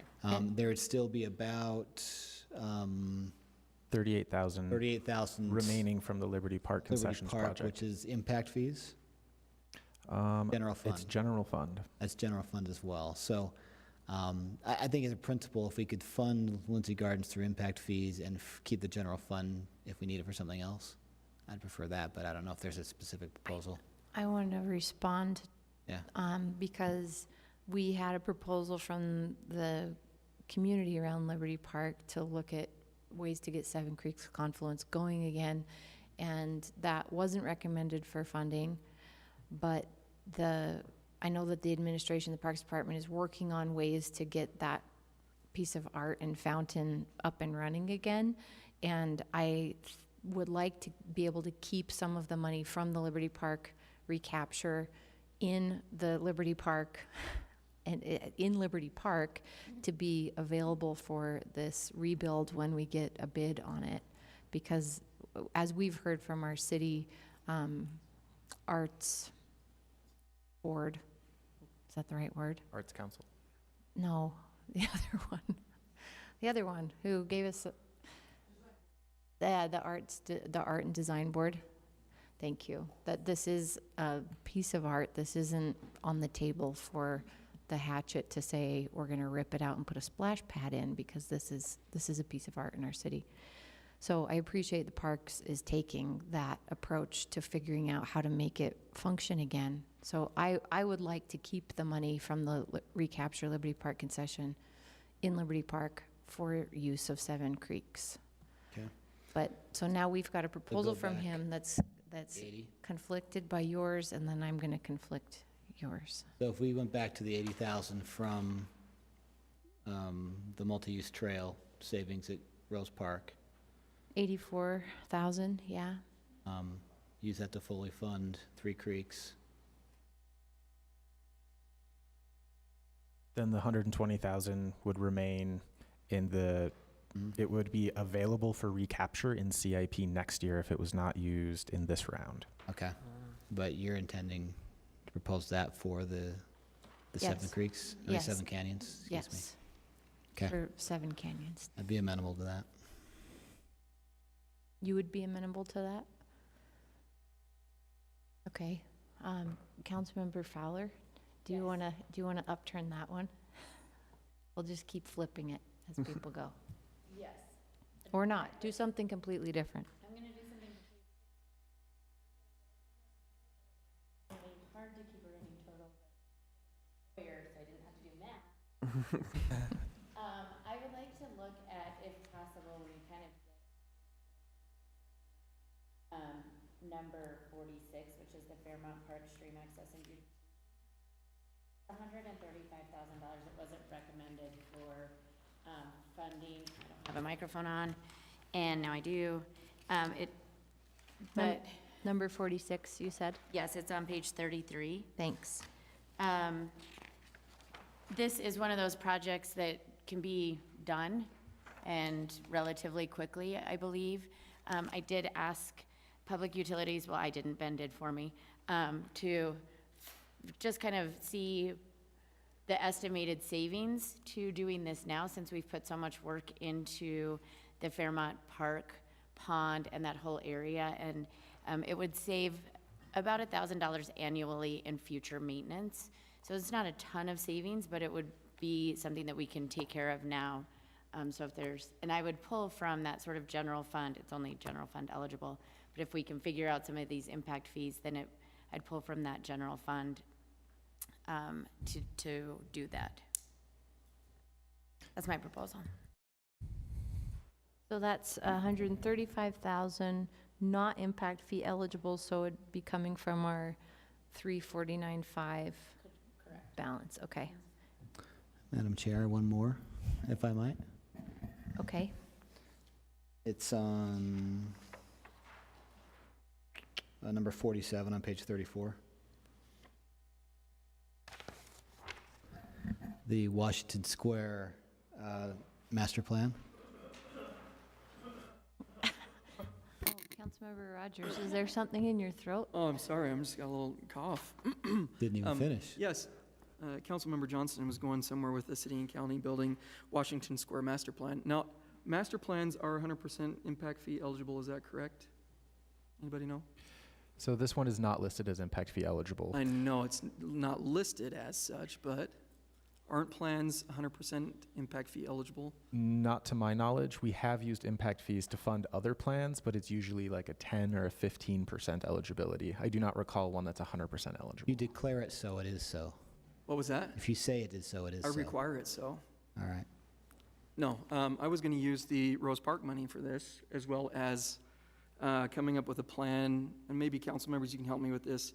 The Jordan River Parkway is just a huge, success for the west side, and I feel like there should be some economic development in some of the areas around there with nodes, and we currently don't have that, and I would love to identify that with the Parks Department, figuring out nodes that we can use that with people running or biking, with their families, and stop off like at the Fisher Mansion like we talked about, with a boat ramp or things along that nature. So I'd love to see some sort of money allocated towards coming up with ideas to create economic development around this natural resource that we've got, as well as Washington Square and Library Square coming together.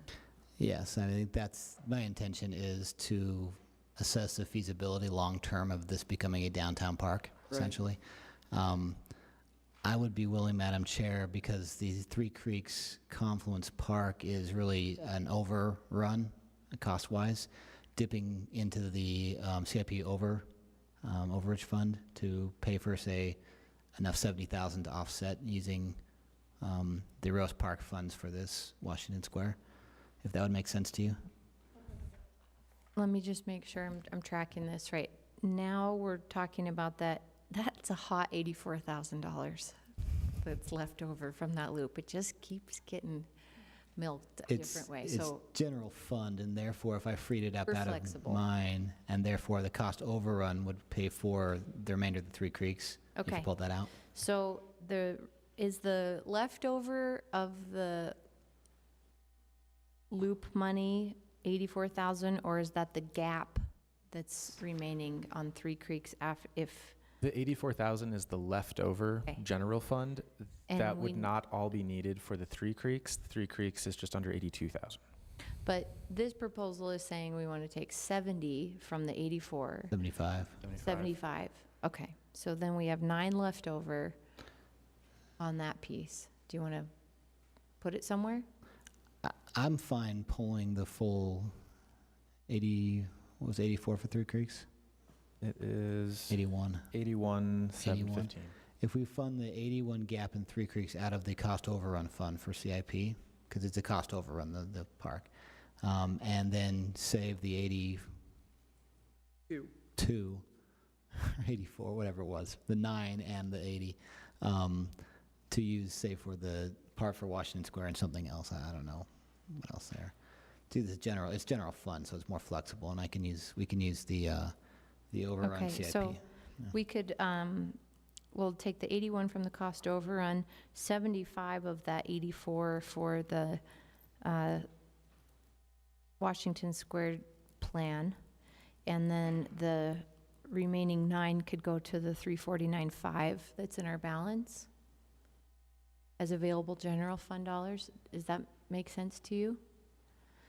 Okay.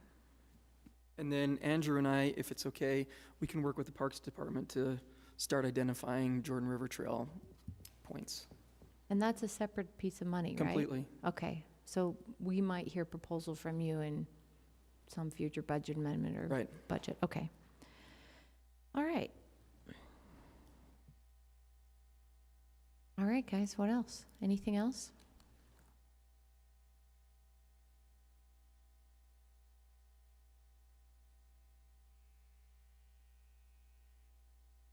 Then how about, I'll go through what I've, and taken notes that we need to take some straw polls on, and Ben and Melissa, correct me if I've got any of it wrong, okay? Okay. Our first one is by Councilmember Wharton for project number 44. It's the Lindsay Gardens proposal, just to do the pedestrian access, $71,000, and he's proposing that come out of the $155,000 in cost savings from the Rose Park Golf Course Loop savings, which would be only an implementation of the East Loop. So $71,000 of that $155 to Lindsay Gardens. It includes the South Loop too, correct? Correct. It's only the northwest loop that is not feasible. Councilmember Luke. Are you then going to come back and straw poll the Oh yeah, south I'm piece? sorry, that Okay. that was such a big, huge one at the top. I just let me just jog through these, because I think we've actually negotiated out where we don't have anything in conflict, but I want to make sure of that, okay?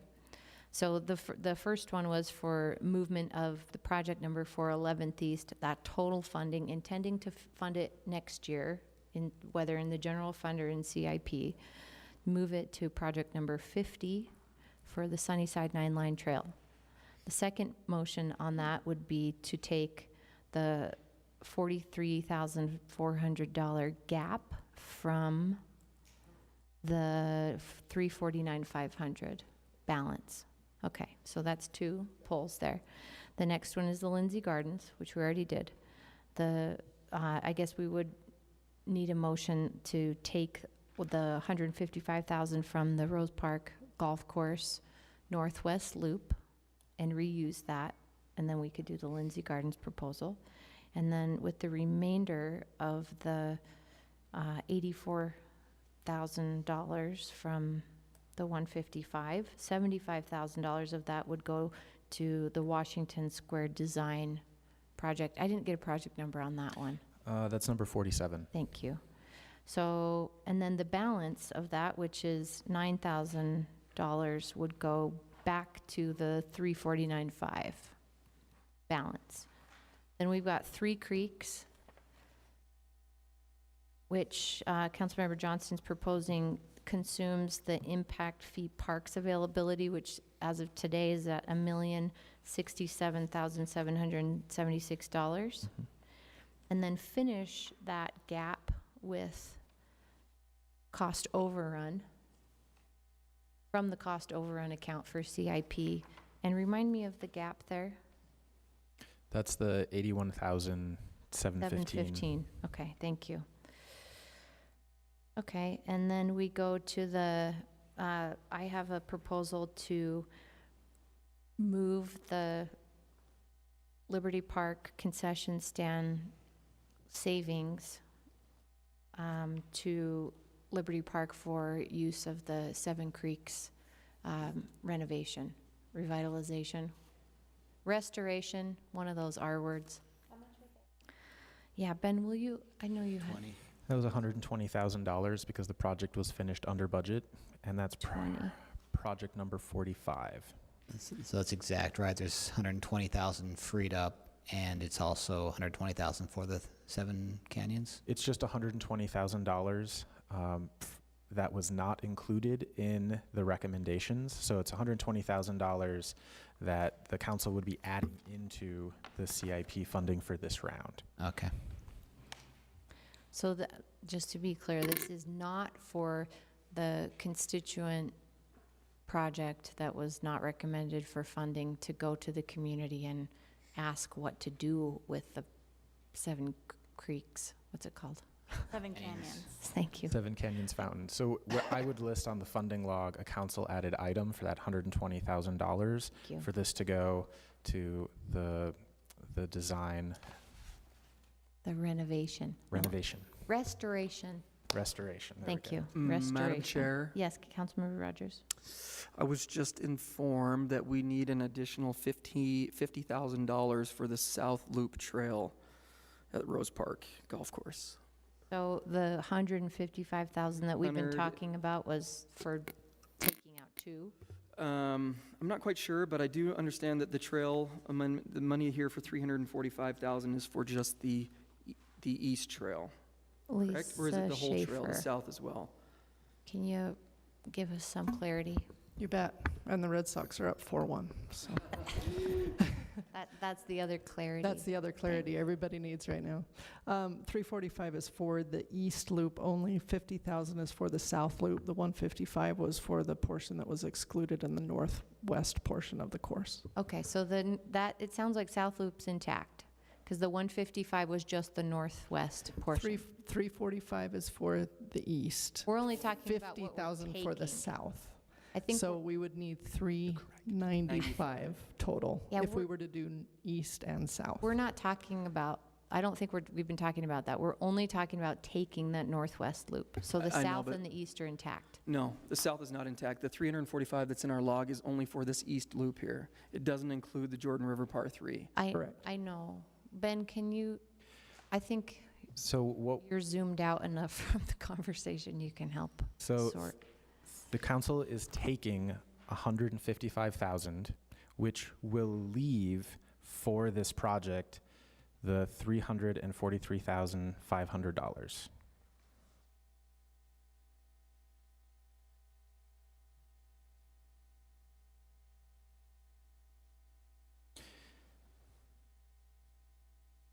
So it looks like the 3 components, the 50,000 for the south, 155,000 for the northwest, and the 345,000 for the east path, that was the total request?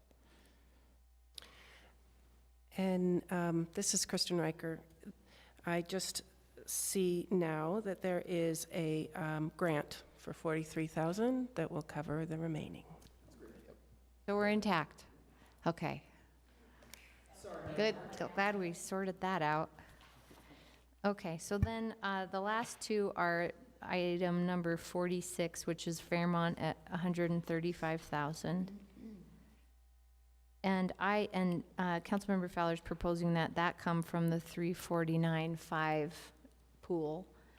And I would be open to a conversation about moving the Liberty Park concession stand savings to pay for the Fairmont investment if I felt like I had a commitment from all of you that when Parks comes to us with a proposal to restore the Seven Canyons fountain, that I wouldn't hear crickets when I asked for a conversation about that. And I get that we don't have a proposal, we don't have a dollar amount. I'm not asking you to say, yes, we'll fund it no matter what, but I'm Madam saying. Chair, I think with this group, crickets is a good thing. So, meaning I would Okay. support that proposition. to support that area in Liberty Park and the proposal that may come forward as we continue to see what we're doing with that art project.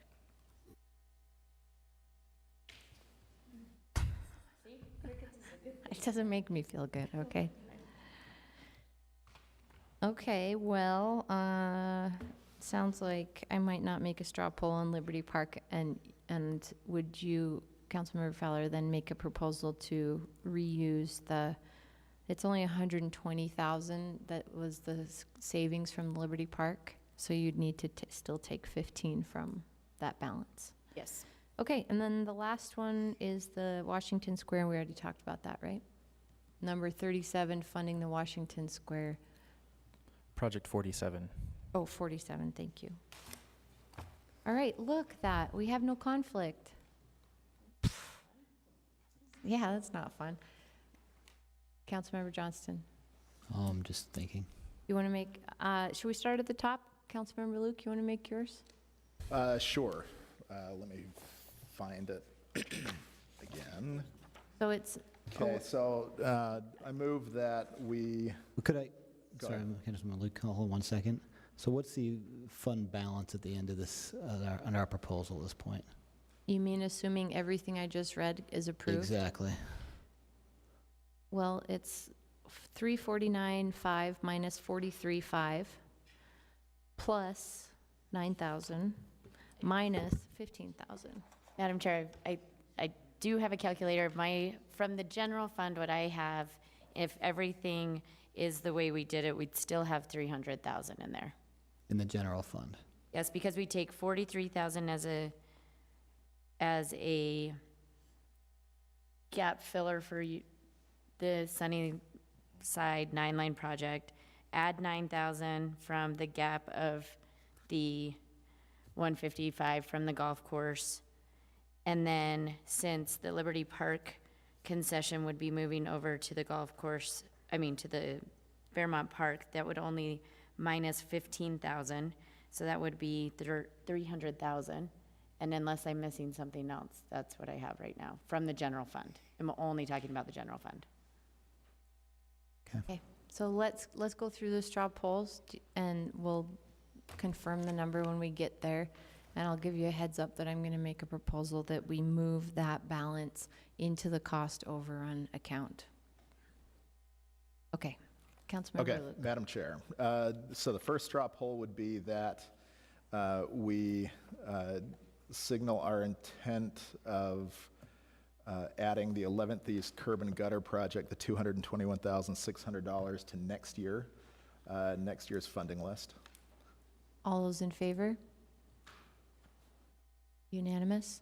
Madam Chair, I then move that we take the $221,600 that has been allocated for this year for the 11th East Curb and Gutter Project, move it to item 50, which is on page 37, to the Sunnyside 9-line trail, the Matheson Nature Preserve portion, and then that we do you want to straw poll that first? And Yes. Then, okay. All those in favor? Unanimous? Thank you, Madam Chair. I then move that we take $43,400, which is the remaining amount of the $265,000 for the Sunnyside 9-line Matheson Nature Preserve portion, that we pull that from the general fund overage that we have on our All those in favor? spreadsheet. There we go. Thank you, Madam Chair. Okay, Councilmember Wharton, you want to make a Lindsay Gardens one? Yes, Madam Chair, I would. Actually, you probably need to make a loop, Rose Park capture of the Northwest Loop. Okay, so I move that we recapture the funding from not being able to be feasible to do the Northwest Loop. And the total amount. On number 8, Rose Park Golf Course. Yeah, on number 8, the Rose Park Golf Course. And I never got that. 155,000. All those in favor? Recapture. Okay. Madam Chair, I would propose that of that 155,000, that we allocate 71,000 to be used for the sidewalk and stair reconstruction in Lindsay Gardens. All those in favor? Unanimous? Okay. Who wants to make the Washington Square proposal? Councilmember Johnston? Madam Chair, I propose we use 75,000 from the cost savings from the recaptured northwest loop of the Rose Park Golf Course, and utilize 75,000 of that for, I forget which number it is, Washington Square study, feasibility study, park feasibility study. Any questions? Everybody in favor, give me a thumbs up. Do we need to clarify the scope of that at all, or is that? Do I do that here, or do I have to do it later? We can clarify that when we approve the I CIP. think we probably should make sure that it's clear going into it, right? So to clarify the scope, we are looking at the feasibility of utilizing Washington Square and Library Square as a single park. In addition, possibly 200 East. Yeah, I mean, that'd be part of the right of way. Right. Yeah.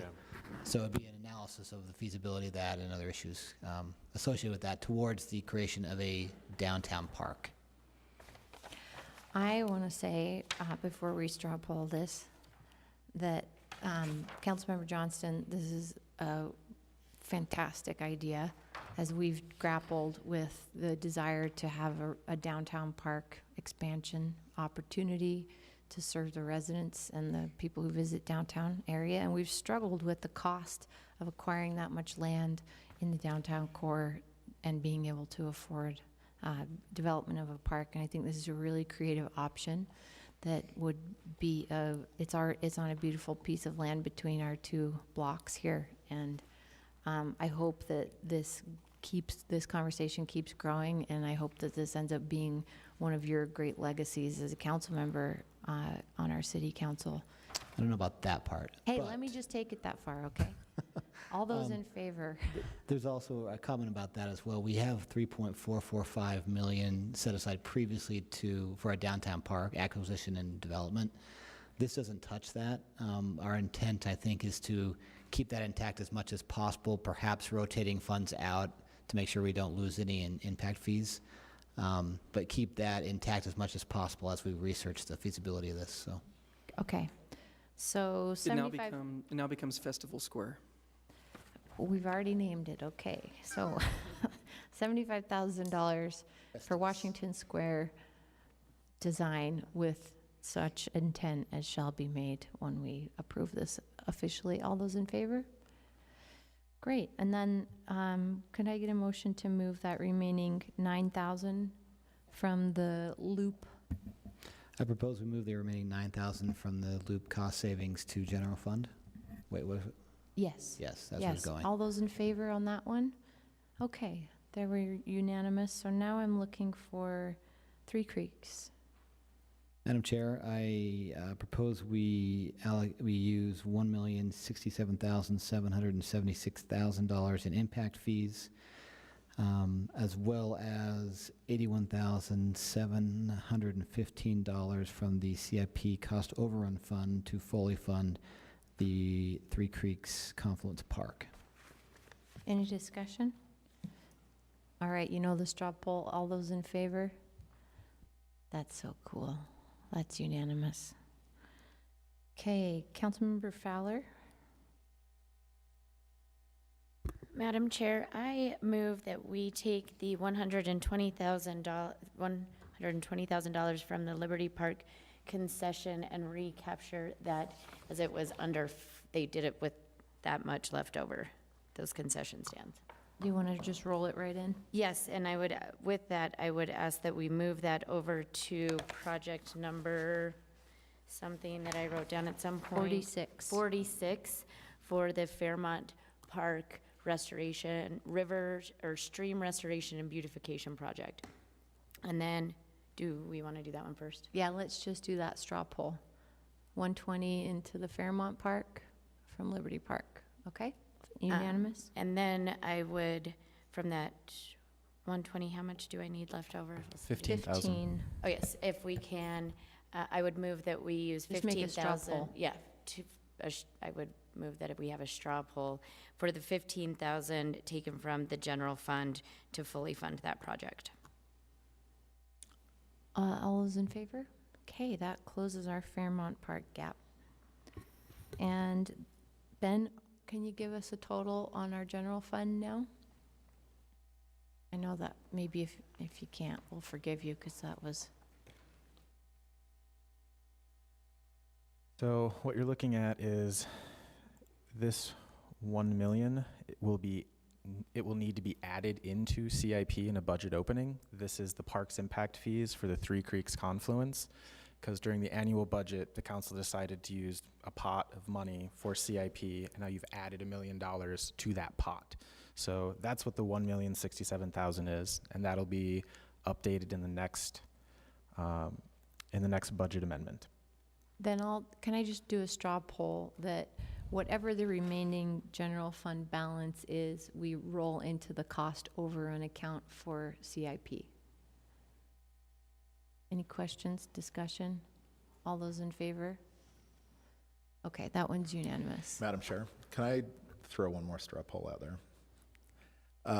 That Doesn't mess up everything. No. That we keep all of the straw polls and the funding as we've adopted tonight, or recommended through straw polls that we adopt tonight, but that if the administration is able to come back to us with information that we are able to use impact fee funds on some of the projects, for example, the Maths and Nature Preserve portion of the 9 line, that the remaining money would then transfer into the overage amount as well of CIP. Does that make sense? Any questions? Okay, all those in favor? Great, that's Thank you. unanimous. Any other questions for us, Melissa or Ben? Not a question, just a clarification. Given the amount of general fund dollars remaining that the board said that the council said you'd like to put into the CIP cost overrun account, instead of pulling the $81,715 from the cost overrun account, you can just pull it from the general fund remaining amount. And so then you would still be putting $218,385 into the CIP cost overrun account. Just seems like less work. Yeah, okay. Fewer accounting steps. Ben proposed that straw poll. We need to straw poll that. I mean, I'd say that if staff comes up with, creative ways to accomplish what we've straw polled, that we're fine with that. Okay, everybody got that straw poll? No, I'm not straw polling. Do you need us to make that correction with another straw poll then? I've got it. Okay. Okay, anything else on CIP? Hey, good work, everybody. And thank you to Ben and the administration for helping us sort through this. What a productive dialogue it's been. All right, folks, what else do we have tonight? Madam We Chair, have no announcements? Yes, Ben? I would be remiss if I didn't remind the council that you requested information on the $250,000 for a city-run daycare. Oh. Say that again, 250. Peanut gallery. I would be remiss if I didn't remind the council that you requested feedback from the administration about the $250,000 for a daycare for city employees. This was identified as potentially for recapture since it's over the 3-year deadline to use the funds. The administration provided a survey of city employees. 566 employees participated. It's attachment 12, and the administration's available to discuss if you'd like at this time. I'm sorry I didn't look at attachment 12. Quite all right. Director Reberg, do you want to tell us something about it? Yeah, I think we would ask, I think the question of trying to find a suitable daycare is still on the table, and we're looking at some things seriously right now, and I would ask that you keep that in play for a potential daycare, at least in the short run. I think we will have some answers very quickly if we can move on spending money on a daycare facility. And if we can, I think that would be helpful to have that in there. So at least hold off on it for a little while, give us a little more time to work on something we are trying to resolve. And if we can, that money will come in handy for that. And if not, then I think you can, if it looks like it's going to be a longer term situation, you can Madam Chair. address it in some other Reallocate way. it later. I had a Councilmember? follow-up to that, and I'm glad that this was brought up because I failed to bring it up at the RDA meeting. The overnighter is scheduled to have a 10,000 square foot daycare. And I don't know if this is something, we already own the land. Is this something that we can use to, maybe do a private-public partnership and doing a daycare where we're not running it, but we are investing in it, where members, employees of the city can use that facility? I mean, to me, it just seems like we already own the property. That's something we can do. That's not something that's come to my attention. Let's have an internal conversation about that.